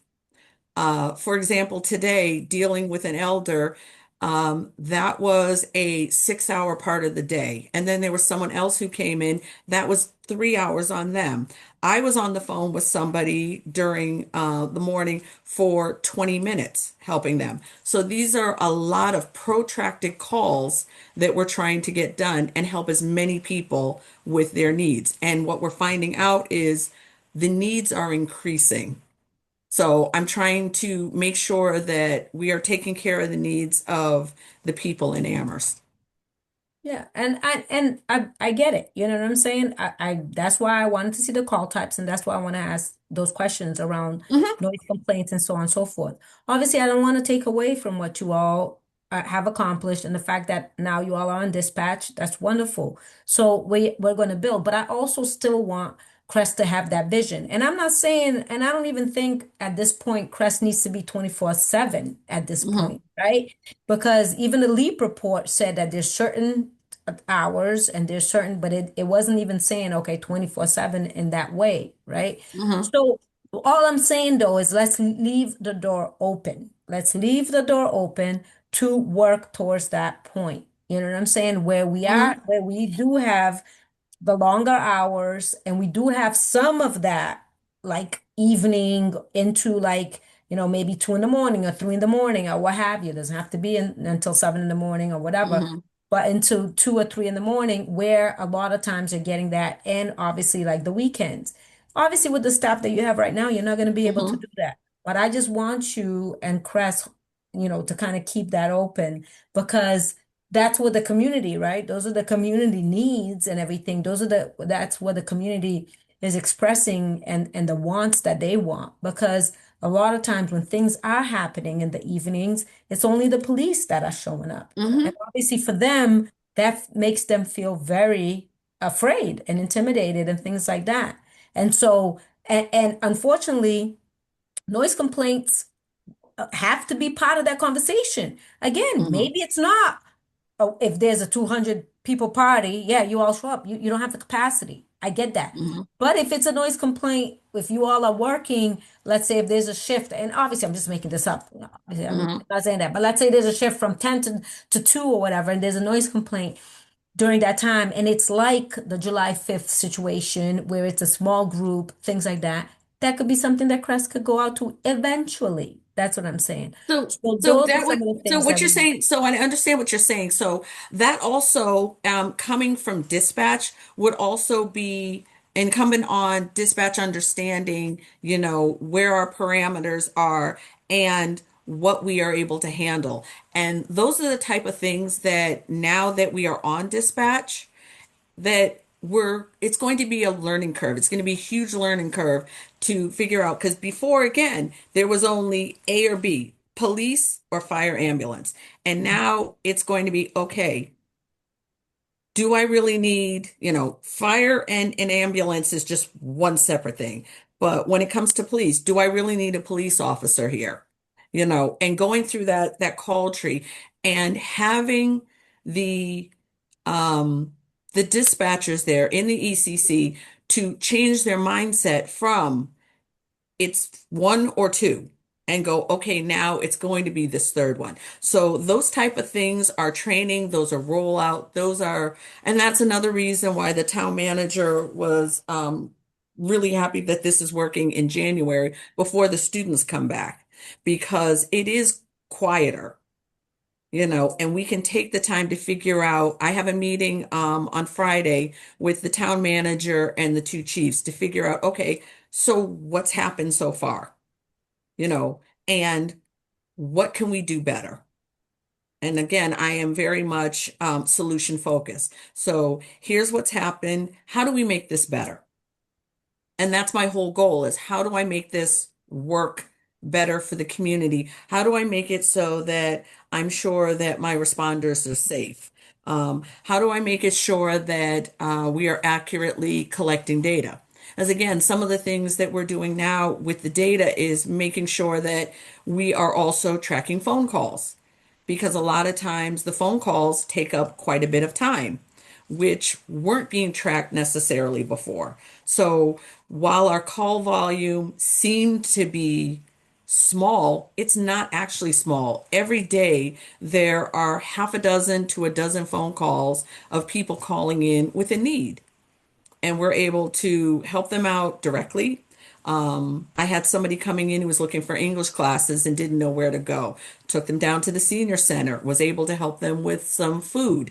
The mobile market also gave them resources for the Amherst Survival Center. So, and now we're tracking all these things. So there's so much more of a need, and our mission statement of filling the gaps. At one point when I was reading the CSWG report, it on paper, it doesn't look like the needs are very wide. But then as we're getting more and more into it, I'm finding out there's so much more of a need that people are not fulfilled. So, but I do understand what you're saying about building on. So my mindset is always a growth mindset, and always figuring out, okay, what is it that we need? How much more, we're doing the budget starting now. It's like, what else is it that we need? And of course, I'm going to say more people. And letting us know, like you said, we're the ones that are here to advocate for you all and everything, letting us know what you all need so that we can Hmm. keep advocating, because this is, the teamwork that we need to have so that we can Very make much sure that so. you all get like more and more support, and of course the budget that you all need to continue to grow. So, Mhm. all right, thank And I you. and I was gonna say, and I also really appreciate having been at the town council meeting, which when I went to support, and then getting put in the hot seat was like, okay. But I was glad to be able to answer questions that I didn't realize that people had. So those are some of the other things that I'm finding out, because I've been so focused on getting on dispatch, getting our team um, cohesive, that the message hasn't been going out as it should have. And now with the newsletter, also, we do have a responder that attends 2 days a week, MMMP. And also Crest, through our grant, is also funding $17,000 towards the shortfall that MMMP has from January to June. So we're also helping with that. Okay, great. I think, Everell, did you have a question? I did. Thank you, Deborah. So I want to make a comment and then I have some small questions.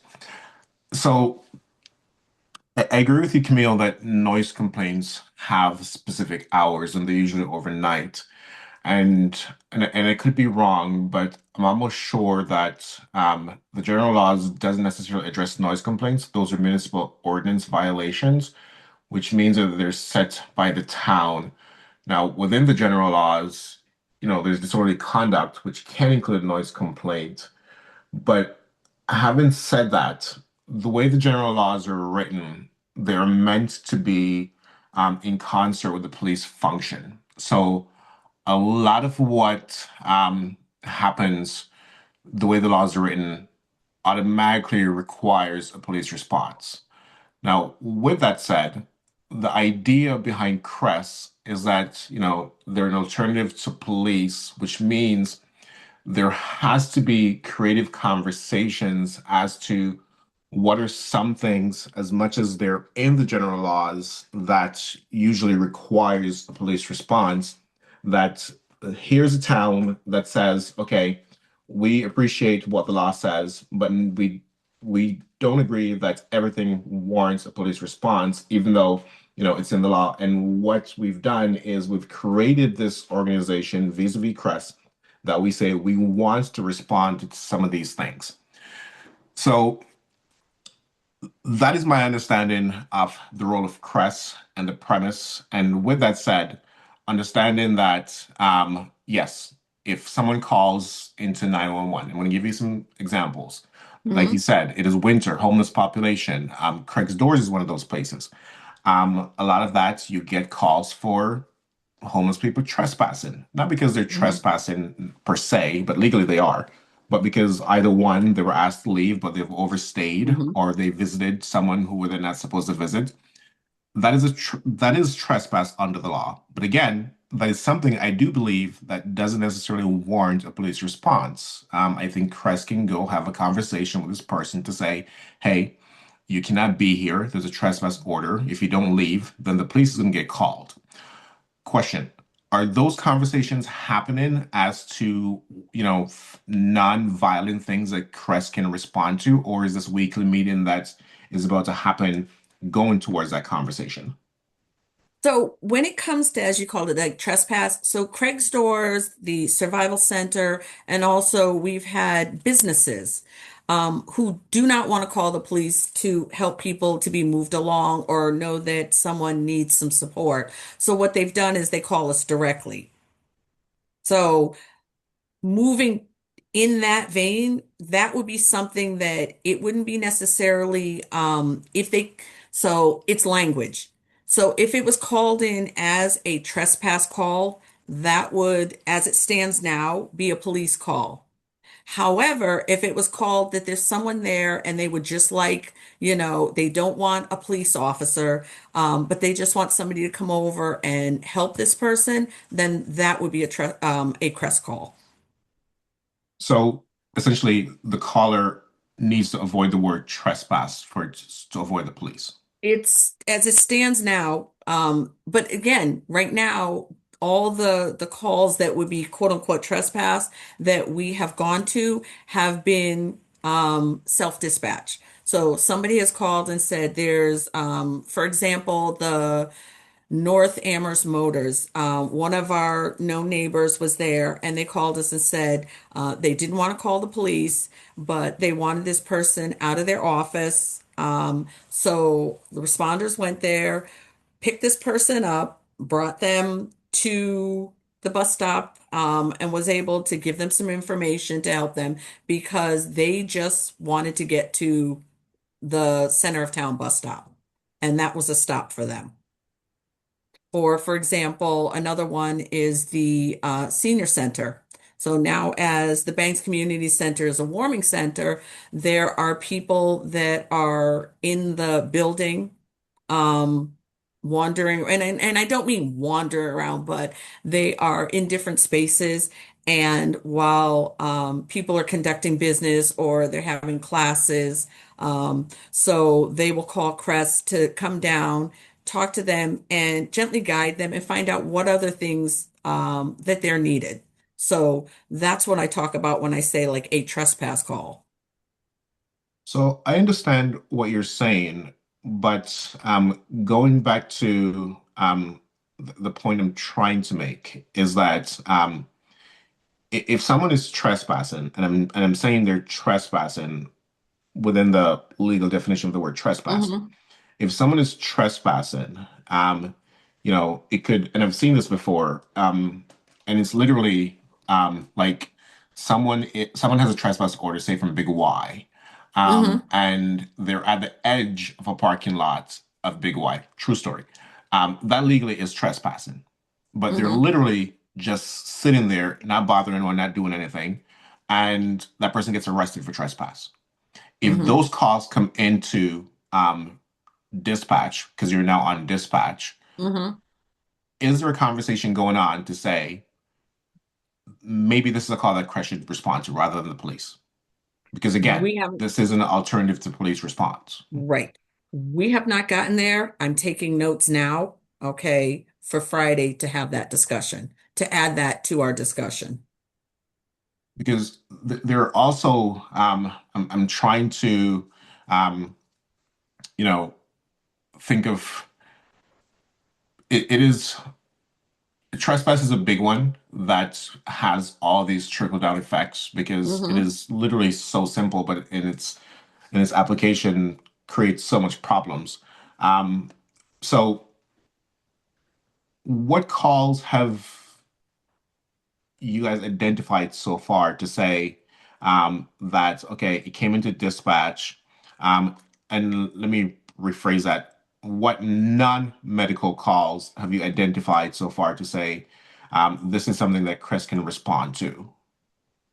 So that would be the assist neighbor, assist business. So a lot of the assist business is what you would say is a trespass call.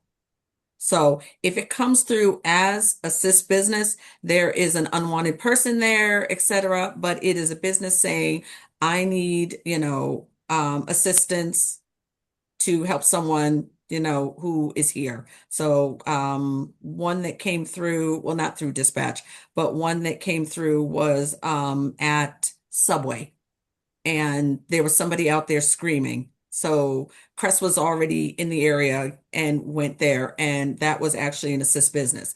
There's also times that the business has called and said, there's somebody screaming outside. Um, can you move them along? But I don't want you coming in here to talk to me afterwards. I don't want them to know that I called. So that has also happened. But as far as being dispatched, again, we haven't gotten there yet. So these are the type of things that we're in the process of talking about. The other question, thank you.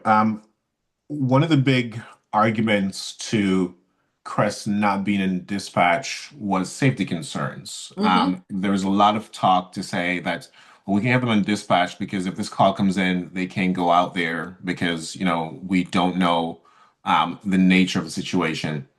And I think I've said quite a few times, has there been, and this is the question, has there been any opportunities to, you know, train or work with APD to say, in certain situations, you know, this is how APD would respond, or and then develop protocols based on that for CRESS.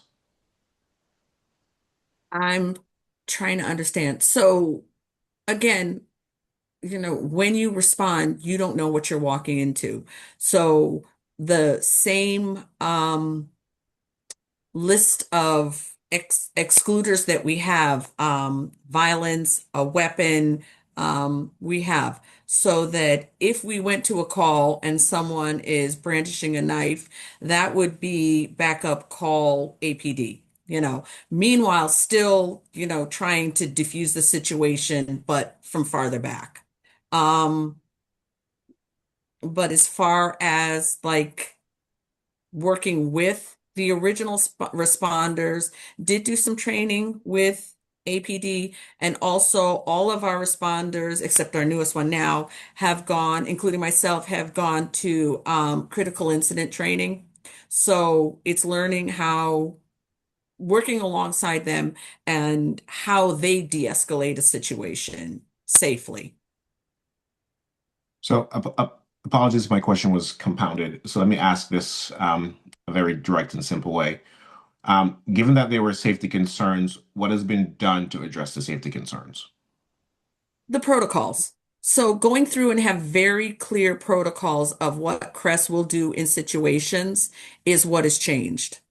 So our policy 2410 is, so when I was writing these policies, there was different iterations of them. So the final iteration became 2410, which is a broad policy that covers like general how we will do things. So certain things like amber lights. We have amber lights.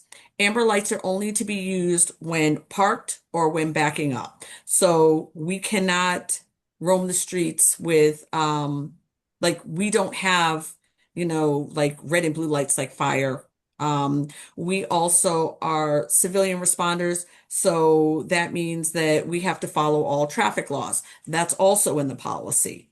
So that's the type of thing that is in this broad policy is how we will go to these calls. The same thing again, the qualifiers. What is and what is not a CREST call? If it's a medical emergency, if we get there, it's a medical emergency, somebody fell, etc., then it's automatic. Then, you will radio in to call fire. If it is someone is in the process of committing a crime, you will radio in and call for police. So you offered to share the policies. I'm going to take you up on that. Sure. And just to piggyback on the last one, how do you define somebody is about to commit a crime? Um, More so in that it's already in process. Do you know what I mean? If somebody comes out of a bank, and the alarm's going off and everything else, we're not going to go in. So again, it would be violence, weaponry, it's again, we operate in the gray area. So that's a lot of what we do. So it's really subjective of what it is we're seeing and training to figure out exactly, what is and what isn't. Back to a crest call. So is there a list of things in the policy that says on its face, Chris will not respond to these? Yes. Okay. And I know you mentioned violence and, the obvious ones, which is smart. Um, what is in the policy of calls that Chris will respond to? So the policies that we will respond to are again the assist business, assist APD, assist neighbor. We have mental health, well-being checks.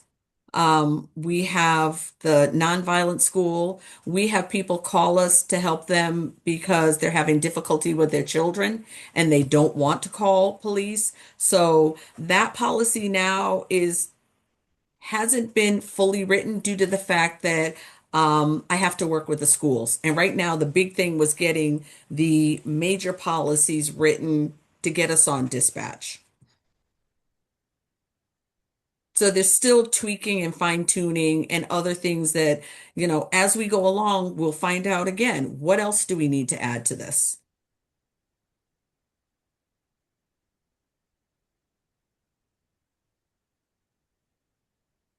I don't want to hog the mic, but I was thinking, but thank you. So it would be interesting after this week's meeting to see the follow-up as to what has been identified that Chris can respond to, because to me, the assist neighbor, the assist business, that is one thing.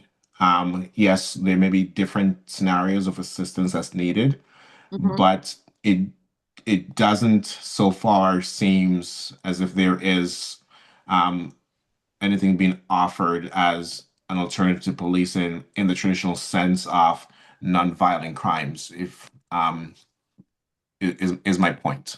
And I appreciate what you're saying, that yes, you're just So gonna when dispatch, so things have to be worked out, and I can understand that. And so, to be fair to the process, I'm gonna let you guys work together to identify some things that can be, what can be done, while reserving the right to ask these follow-up questions when we Mhm. meet again. So one of the things I want to really, when I say like assist neighbor or assist business, those calls are well, again, in the police language, be assist citizen. So, and assist business. Those are very broad categories of what APD does, or, and in our case, assist business, assist neighbors. So it's not, when it says assist business, that could be a trespass call. It could be that there's usually assist business is somebody is there, needs some assistance. Other times, I mean, for most of us, for assist business, it is that there's somebody there that they want moved. So that's exactly an alternative to policing. And for assist neighbor, it could be that somebody is out in the parking lot, or some of our own house folks are gathered around, and a disagreement comes about, and they want somebody to come out and mediate. Another version of assist neighbor is, we had a person call who had a ramp at their home for their elder mother, and the kids in the neighborhood were taking that ramp and riding their using their skateboards on it, and they didn't want to call the police for it. So going there, that counts as assist neighbor. So it's a very broad category. It doesn't necessarily say, about the nonviolent part of it, but that is very much part of encapsulating what it is. Mental health call. Same thing, somebody is struggling with their mental health. They might need to go to the hospital, they might not. And a lot of times with our mental health calls, it's just being there to listen and offer someone support for a well-being check. The latest one, we had a daughter call from Georgia because her parent is living alone, having some hallucinations, and she hadn't been able to talk to them. So she wanted Crest to go out and check in on them. And Crest went out there, checked in on them, and then got more information. And again, these are the type of things that we get where it's just a phone call, and then it becomes a lot larger than it originally started out as. I want to ask one more question, to make a comment, and I'll be done. Um, the Actually, I'll do the comment. So going back to Deborah's earlier point, and yes, I am very mindful of the budget constraints and the hours of CRES, but I have had firsthand experience where there were situations where the police were called that, hindsight, and they say it's 2020, the Mhm. police weren't warranted. And I've had conversations with parents who say, why didn't Crest respond? And of course, you weren't on dispatch. So that was my answer to them. Mhm. Um, and same thing with noise complaints.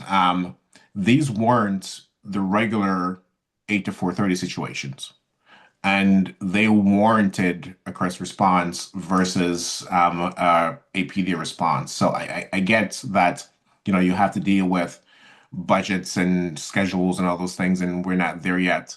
But I do believe that the hours of Crest, maybe not entirely overnight, but I think there is benefits to having later hours in the evening when people tend to socialize more and gather more.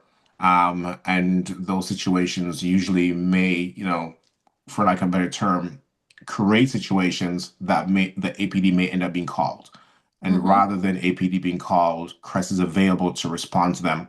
Both of these scenarios that I'm mentioning happened during those hours, not overnight hours, but evening hours that, if Crest was available, these people would not have been arrested. Mhm. And again, as you said, the problem is the constraint of what we can do with 6 people. The hours that we're working now from 8 to 4, right at the beginning at 8 o'clock, I mean, today from 8 right through till after 4 o'clock, the responders were busy. There are times that the responders have come in at 7:30 because they know that there is somebody that needs help at 7:30 for the next day, and have had discussions and had a team come in at 7:30 to take care of someone. So it's all I can say is we are doing the best we can within the limitations of what we are given. No, And I get that, and I'm not faulting you by no means for Mhm, your constraints. And I cannot tell you or the town how to run the department, but mhm, if I may suggest, maybe, and I know people are hired for specific hours, so this may warrant HR and things like that, but until there's better funding and CRES is properly funded to certain levels that will afford this, I don't know if there's an opportunity to say, okay, maybe on this day, these are the hours, and on this day, different hours for later hours. I don't know if that's an option to do like a pilot or a test to see how well that works out. again, right now, with the amount of people we have, and I understand your concerns and everyone's concerns, but it's from 8 o'clock in the morning. And Philip can attest to this too when he comes in. We are busy from the time we get in now until the time we leave. And to change those hours would disrupt a lot of the things that we have in place now that we're taking care of. And we really need more staffing to be able to do that. It is 100% a staffing issue. We have got all of our policies in. It is a staffing issue now. Thank you, Camille. Thank you. And I want to say thank you, Everald, for all those questions. Definitely very necessary, and it's important for us to educate and make our community aware, because these are the types of kind of conversations we need to have. And for you, Camille, just so you understand, like all the questions that we've had, so Everald has had, I have had, Mhm, Allegra has had. It's really in terms of, I think you all are doing all that you can given the capacity that you have. But I mhm. think that this really showcases, right, the need for why Yes. Crest needs more people and why Crest needs, you know what I'm saying? Like, and you need an assistant director. I mean, Mhm, it's just to me, it doesn't make sense why you don't have an assistant director. You know what I'm saying? It's like why you're, the only person in leadership in Crest mhm, leading this dynamic department that obviously needs more people and needs more resources and things like that. So I think what you're telling us really showcases the need, right? As opposed to those people who are resistant to Crest, who are out there, who are the opposers of Crest, who keep on saying, oh, Crest doesn't do anything. Oh, Crest, blah, blah, blah, blah, which is the direct opposite, right? Crest is And doing a you lot and and could do a lot yes. more with more people and more more positions in terms of critical positions that's needed and more budget. But go ahead. And I think that's one of the things, that is what you've brought up. And I think that's what I've been really, because I have been so busy and, trying to get the policies and on dispatch, I haven't been able to, and again, I'm only one person, been Mhm. able to make sure that we have gotten out there and had conversations with people. And this is why I say I really appreciate having gone before the town council to be able to enlighten some of the counselors that didn't understand. And there are some of the counselors that are there now that didn't necessarily understand what Cress has done, but now have actually seen us in our roles and seeing the changes because they have done volunteer work with different organizations that we are part of. So I think things are changing again, but it's going to take a lot more work. And it's like, okay, my big thing is about creating a very solid foundation and then growing the department. Mhm. Yeah, right. Thank you. Thank you. Erica, did you have anything to add or ask or anything? You're good? Okay. Well, thank you, Camille, for all that information. It's been really helpful to kind of get a sense of what's going on with the department. And Philip, if you want to take it away, thank you for your patience. No, no problem. And I will try and make it as brief as possible because I'm going to assume that it's in your packet and that you've had a chance to look at kind of the updates. So we've done staff training, department training, it's kind of the first two bullet points that covers that. A couple things that I would like to highlight is at Town Hall, there is currently a display up that the department, with the help of our interns, created. It's called The Making of the Amherst Global Village Festival, and it highlights immigration stories into Amherst as well as community spotlights. So if you have an opportunity to go check that out in Town Hall, that would be wonderful. Looking ahead on January 20th, from 5 to 7, we are going to be hosting the National Day of Racial Healing, as the department has done since 2023, and that is observed the day after Martin Luther King Jr. Day to just kind of have community conversations and grounding work kind of to start the new year. On February 2nd, we are going to be hosting a Black History Month celebration. This year marks the 100th year of Black History celebration. Started out as a week and then led into a month, and so this is the 100th year celebration. We're going to be creating panels to be hung up on in Town Hall, just as the ones that are being hung up in January. And there is going to be a flag raising event that is going to be on February 2nd when that flag raising event happens, as well as kind of the unveiling of those panels that is going to be at 5 p.m. That day. And then for youth programming in February 20th, we are going to be having youth programming that highlights a reality fair that we are calling the Game of Real Life. It's kind of teaching kids financial literacy, which was the main topic that came up from when we did our survey of youth when that happened last year. And that was kind of the main thing that they wanted. This is really, I'll have to say, one of the interns highlighted this program for us. She participated in her high school and said that she really loved it and really wanted to bring it to Amherst. And so we are doing that in partnership with some community organizations. So that is February 25th. That is an early release day, and that is open up to middle school and high school students.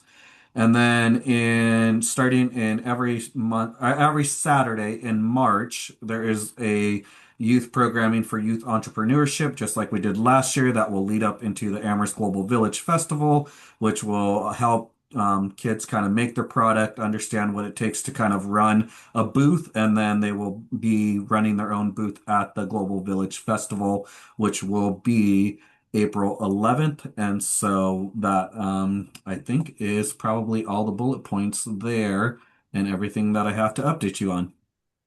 So, Philip, I think I did the financial literacy twice on behalf of the Hampshire County Bar Association.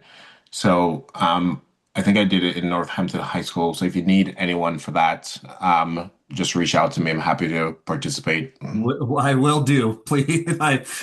Monday or as soon as 8 o'clock rolls around, you'll probably get an email from me because Yeah. we are looking for people.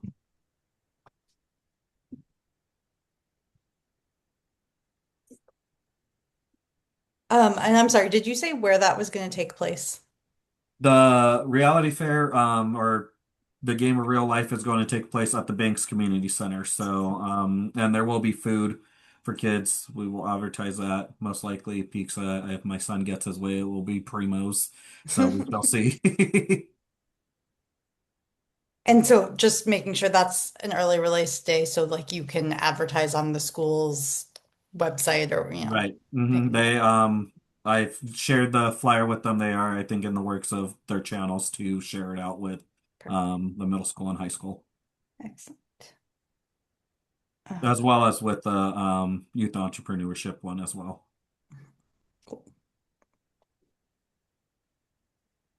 Any other questions for Philip?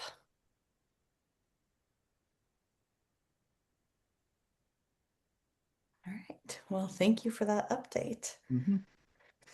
Um, so in terms of town council next steps, it does sound like Chris is up on dispatch.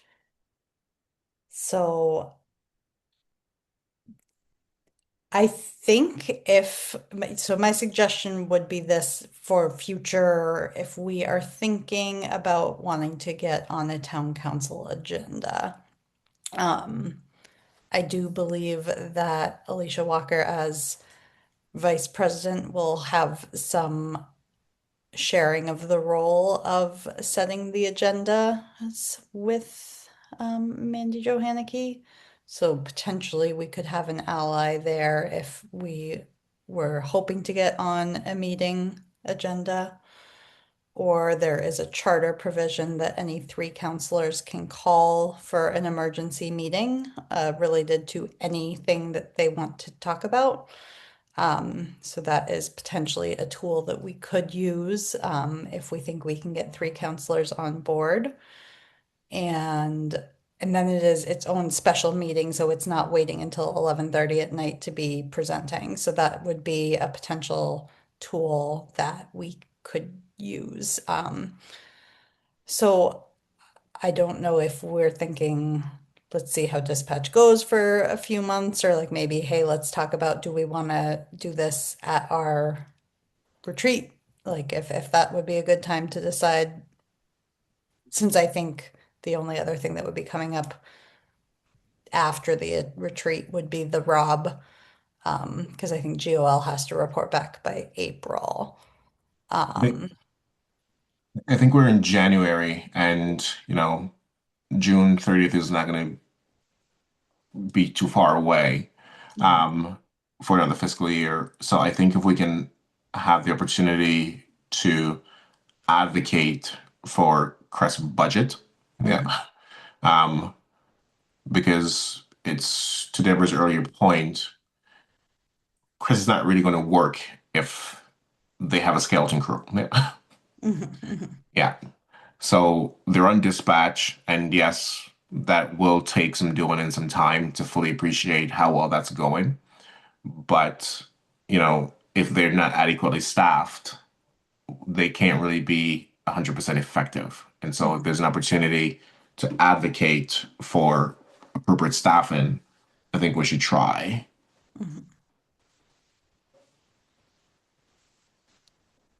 So do we So do know we though when we need to meet with them to discuss budget? So let's see. I think the town manager has to have his budget in by May 1st and has to have things finalized with like the schools and library by April, correct? Correct. So before that, because I mean, I think I remember when CSWG was doing all of its recommendations and they presented, it was like too late at that point for him to really incorporate anything into. And I feel like that was maybe in like the April of the year that, does that sound right, Deborah? More or Maybe. Well, you're less. saying for like part two, Like the, no, for the part one, like the first, like when Crest and DEI were originally established. Yeah, I don't really remember. Okay. Maybe we can ask our liaison, Mhm. and they can better guide us. Yeah. Okay. I can reach out to Holland and just see, like, given the current landscape and what we've learned, what do you think a good time frame would be to request to be on the agenda? Mhm. I remember we did, what was it? Who was the counselor again that we met with who said that obviously there's other strategies too besides just Mhm. meeting with the town council. So Right. That was Anna, definitely gonna Anna, be there. yeah. So we also want to kind of consider that, but I think we need to kind of think about all of this, right? Right. Possible meeting, but also whether it makes sense to reach out to counselors, like Mhm. individual counselors and talk to Mhm. them. Mhm. What would be most effective Yeah, and whether we want to talk to them about anything else besides the budget. right. I mean, I think it could be helpful to have and maybe this is a retreat conversation, but to talk about do each of us take a few individual counselors to target, and to say like, in this upcoming budget cycle, we'd look, we really think this X, Y, and Z are important to fund. And I know one of the other strategies was kind of like piecing out some individual things and perhaps doing bylaws, which is on the agenda. I think I would say probably not for tonight at this point, but No, I no, no, did no. send it to you and it is in the packet. So I think that that means that you could at least send me feedback individually to say, this looks potentially like the direction we'd want to go in on something. If, if you have the time to look at that, but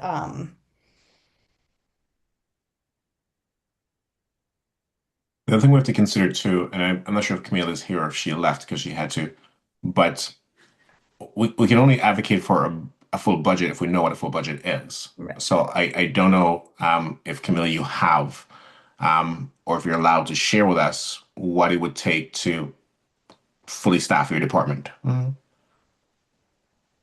I can share you my wish list for sure. Yeah. Yeah. Yeah. That way, when we're having these conversations, we can say, this is how much 12 or 14 FTEs will cost. Yeah. Mhm. Yeah. Yeah. So, I mean, if that's something that you could get to us by next meeting, that would help, I think, Mhm. in our individual conversations going forward. Um, That can be done.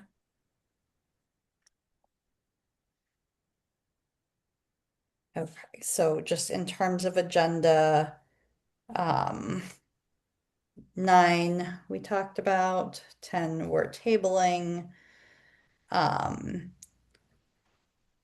11 is the Rob. I think that GOL was just formed. I know it was on their list of like things that are carrying over from last council session, so it is on the agenda, but I don't think they've even like met yet as a newly formed GOL. But so that I'm gonna say we probably don't have any new information. I don't think there's been any movement since. And it sounded like there's nothing new on the Youth Empowerment Center Oh, well, the front. Youth Empowerment Center, I'm going to reach out to the town manager and Okay. ask them who is it that he's going to assign to attend our meetings. And Yeah. going to ask them yet again, because remember I asked them at the town council meeting directly in regards to it. So Yeah, I'm going to ask them again. I'll send them an email. perfect. And then 13 was retreat planning. I know we have a date, which is excellent. And do we have a space? So we do have the Bang Center. The problem with that is that there might be renovations, and if there are renovations going to happen, we might get kicked out of that space. Okay. So I think we should, just in case, have an alternative space. The other thing is the only reason we can access it on a Saturday is because Philip's going to be there. So thank you, Philip. Um, because generally on weekends, their staff's not available, but Philip is making himself available for us to be there. And Camille is going to help us with the logistical materials. But I just wanted to, confirm we are all set with March 7th, correct? There's no backing out. The reason I ask this is because I want to contact Pat and Angelica. But I just wanted to make sure that we do have March 7th before I contact them. And then I had also emailed Hala both about the GOL and the retreat, but there's been no response. So I don't know if it's because, now there's a switch in terms of the town council, it's a new year, and maybe Hala will not be our liaison. But I mean, Allegra, if you're going to contact her, do you want to ask her? I didn't say what the date was. Right. Didn't know yet. I will ask her. My last conversation with her, she was still interested in being our liaison, so I hope that that will be able to remain. And I will reach out and see if she wants or is able to attend that. Okay. So the only thing is, if something happens where we can't do it at the bank center, I know because of open meeting law, there was this issue about possibly not having it at one of our places. But if we get kicked out at the last minute, can we do something about posting it that it's going to be an open meeting at, say, my house or somebody else's house? Is it an open meeting? Um, I think it has It's to be. posted as an open meeting. We can't have it as a closed meeting. So it's posted as an open meeting. Mhm. Yeah. I mean, I think that would be I think it'll be fine. yeah. The Okay. last, I mean, I guess our addresses are all technically, they're on the thing when we get appointed, so it's not, if somebody Yeah, but really, that's the thing though. Do you want your address out there though? I don't not know. really, but I Yeah, mean, it's that's already there, so Well, I mean, unfortunately. um, you know what? When Can Angelic, I was Excuse just going me, to say, can okay, I just yep, make a suggestion? yeah. I know that Masuda from Masuda's Cafe has offered to have that space available for meetings. And it's a really nice space. One side is the sit down meals, and she said she would be willing to like close that area off, for a meeting. Just buying the food from her. and their food's really good. It is. I love the tea, but yes. Um, So we could have that as an alternative space, or yeah, do I mean, people I unless like you that wanted as to Oh, a, we change could it just to have that it space. there. Or we could just have it there so that Philip wouldn't have to like go open up the okay? bank for us. Well, I will go and go by there, and I'll say Camille gave me your name Hmm. and talk to her. Hmm. What is the person is? Masuda. That's actually her first name. Okay, Yes. thank you. Just want to And make this is sure. where? I Which can, cafe I is can, it? It's where Old pardon? Rayo's was. And Hmm. old, Oh, okay, gotcha. yep, I haven't been there yet. it's So, Oh, really it is good. a wonderful So space. good. The food is amazing and fresh. well, that gives me a oh, good excuse to go there because I heard the desserts were really great. They're Oh, so they good. are. They Lots of have pistachio and Mediterranean, and yes. baklava cheesecake. ooh, baklava Oh, It's cheesecake. absurd. oh my God. My Definitely have to goodness. go there. Okay, thank you. All right, so I will then get in touch with both Pat and Angelica and see who could facilitate, and then Camila, I'll have to work with you around an honorarium Okay, because we so said and then that is one of the things I have to discuss with you is to make sure that they either have there's, the process, make sure that they have like if they already have a vendor number with the town, that makes it a lot easier. And then yeah, but we can talk about that. Because that'll take, at least a couple weeks before to set that up, but it can be done. we got March 7th. It's good that we got this nailed down, Hmm. and I'll start moving on it now. So, Erica, would you be able to start with the Angelica first, just because since Yep, she absolutely. facilitated the other one, we already have a rapport with her, in terms of the work she did with us last time, then she can build upon it. And then obviously if she can't, then Pat. I think it's a great idea. Yeah. Absolutely. And so then I'll also flesh out to make this a real agenda. This was just, what we had discussed last time. Yeah. Yeah. Yeah. Perfect. Thank you. All right. So I think we can move on to public comment. If you are in the audience and would like to speak, you can use the raise hand function and we will bring you into the room.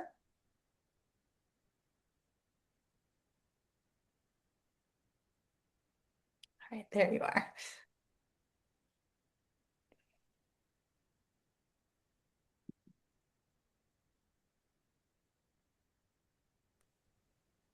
Hi, everyone.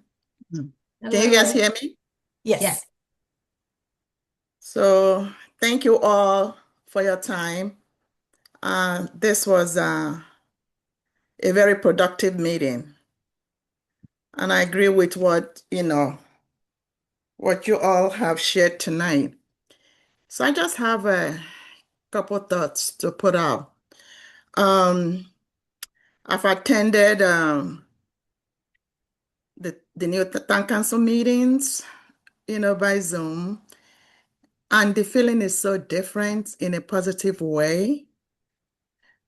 And wow, election have consequences. It feels so different. And I'm feeling hopeful and excited about it. And I just want to congratulate Alicia Walker in her new leadership role. I also want to publicly thank the progressive councilors and the two independent councilors who nominated, advocated for Alicia Walker to be the president. So I want to call out their name. Let's see. Okay, you know who you are, for, the four progressive candidates and the independents. In the past, it wouldn't even happen that way. We've always have MS forward leaning town councilors be in the leadership. To have a change this year is like really exciting for me. I just want to put that out. Another thing I want to say is that I want to give a big shout out to Councillor Amber. Amber, yep. For several years, I've been pushing for the town government to recognize my group, the Black Business Association of Amherst area. Because in this town, we have 3 business organizations. We have my group, BBAA. We have the BID, Business Improvement District, which is basically the lobbying business organization for landlords, commercial landlords in downtown. And then we have the chambers. And the other 2 business organizations, they have presence in our town website. And I've been pushing for that for my group. And our local town government refused to recognize my group until the resident elected Amber. And Amber reached out to me and said, what are your issues? What are your concerns? I'm here to see what I can do. And I said, well, I would like to see BBAA on the town website. And this woman worked magic. I couldn't believe it. She met with the town manager, and the next thing she emailed me back, I believe the same week. And if people now go to Amherst town website, you click the business session and you will see Black Business Association. The link takes you to my organization website. For my group, it's a huge win because the powerful folks in this town try to dismiss my group. This is our 10th year that BBAA was created, and they did not succeed in silencing us. I bring this up because, there is free cash. Some of the APA funds was sent to free cash. So CSSJC, you guys are about equity. And now, I'm pleading to you guys that you should use your platform to continue to advocate for BBAA to get money from free cash, which is actually, some of the APA funds that were directed there. So a nightclub got $250,000 that is connected to BID, and our group didn't get any money. So, I think you should put it into your agenda because it's all about equity to advocate for my group to get some funding. There is still money there. And I listened to the presentation of the money movement. And as a Black mom, a Black grandmother, and someone who have lived in MS for more than 40 years. And I do have a lot of family members in town. They may not bear the same last name as I do due to marriage and in-laws and stuff. I do have significant amount of family members that attend the public school system. And I told them not to participate because involving police in that program is just a deterrent to so many Black families in this town. I think the police need to do much, much better with the adults. They need to make peace with the adults. There's a lot of work to do. Doing the, money movement, is very like, I know it's a good program. I, admire what they're doing, but injecting police because of staffing issue, I think is the wrong way to go about it. And they're losing out some youth who may benefit in such program. And just listening at the presentation tonight, all I heard is defensiveness. Like there's nowhere, I just felt that the presenters did not listen to you guys with your concerns. I just want to put it out there. Camille, I want to congratulate you that for all the work you've done in a very short period, that now Chris is now getting dispatch call. A lot more work needs to be done, but I just want to recognize that I'm very happy to hear that. And that's all I have to say tonight. Thank you so, so much. Oh, one more thing. Very important.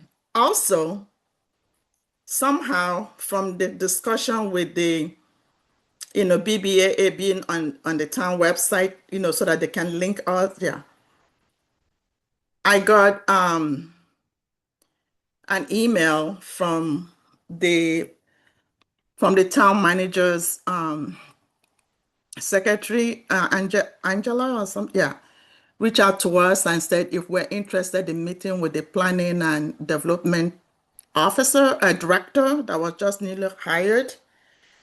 And we met with him, Jeffrey Bag, very nice man. He met with my board members, and he intends to continue relationship with us. So that's another win that the town government finally is recognizing my group. And that's what I tell people, that you can't give up on something you strongly believe in. People can dismiss you and just keep on going. Don't let anybody intimidate you. And it's all coming to fruition because of the result of election. Again, it's important that people go out and vote, whether it's for local, state, or federal. It does matter. What a difference, town council makeup is this year. Super excited. Thank you. Thank you, Ms. Pat. Thank you, Ms. Pat. So it is 9:28. Our next meeting will be February 11th at 6:30. Are there any items not anticipated? That's looking like a no. All right. So it is 9:28 and I am going to adjourn this meeting. All right. Thank you all. Good Have a evening, good everyone. Thank you. Good Thank you. night. Bye. Bye. Bye.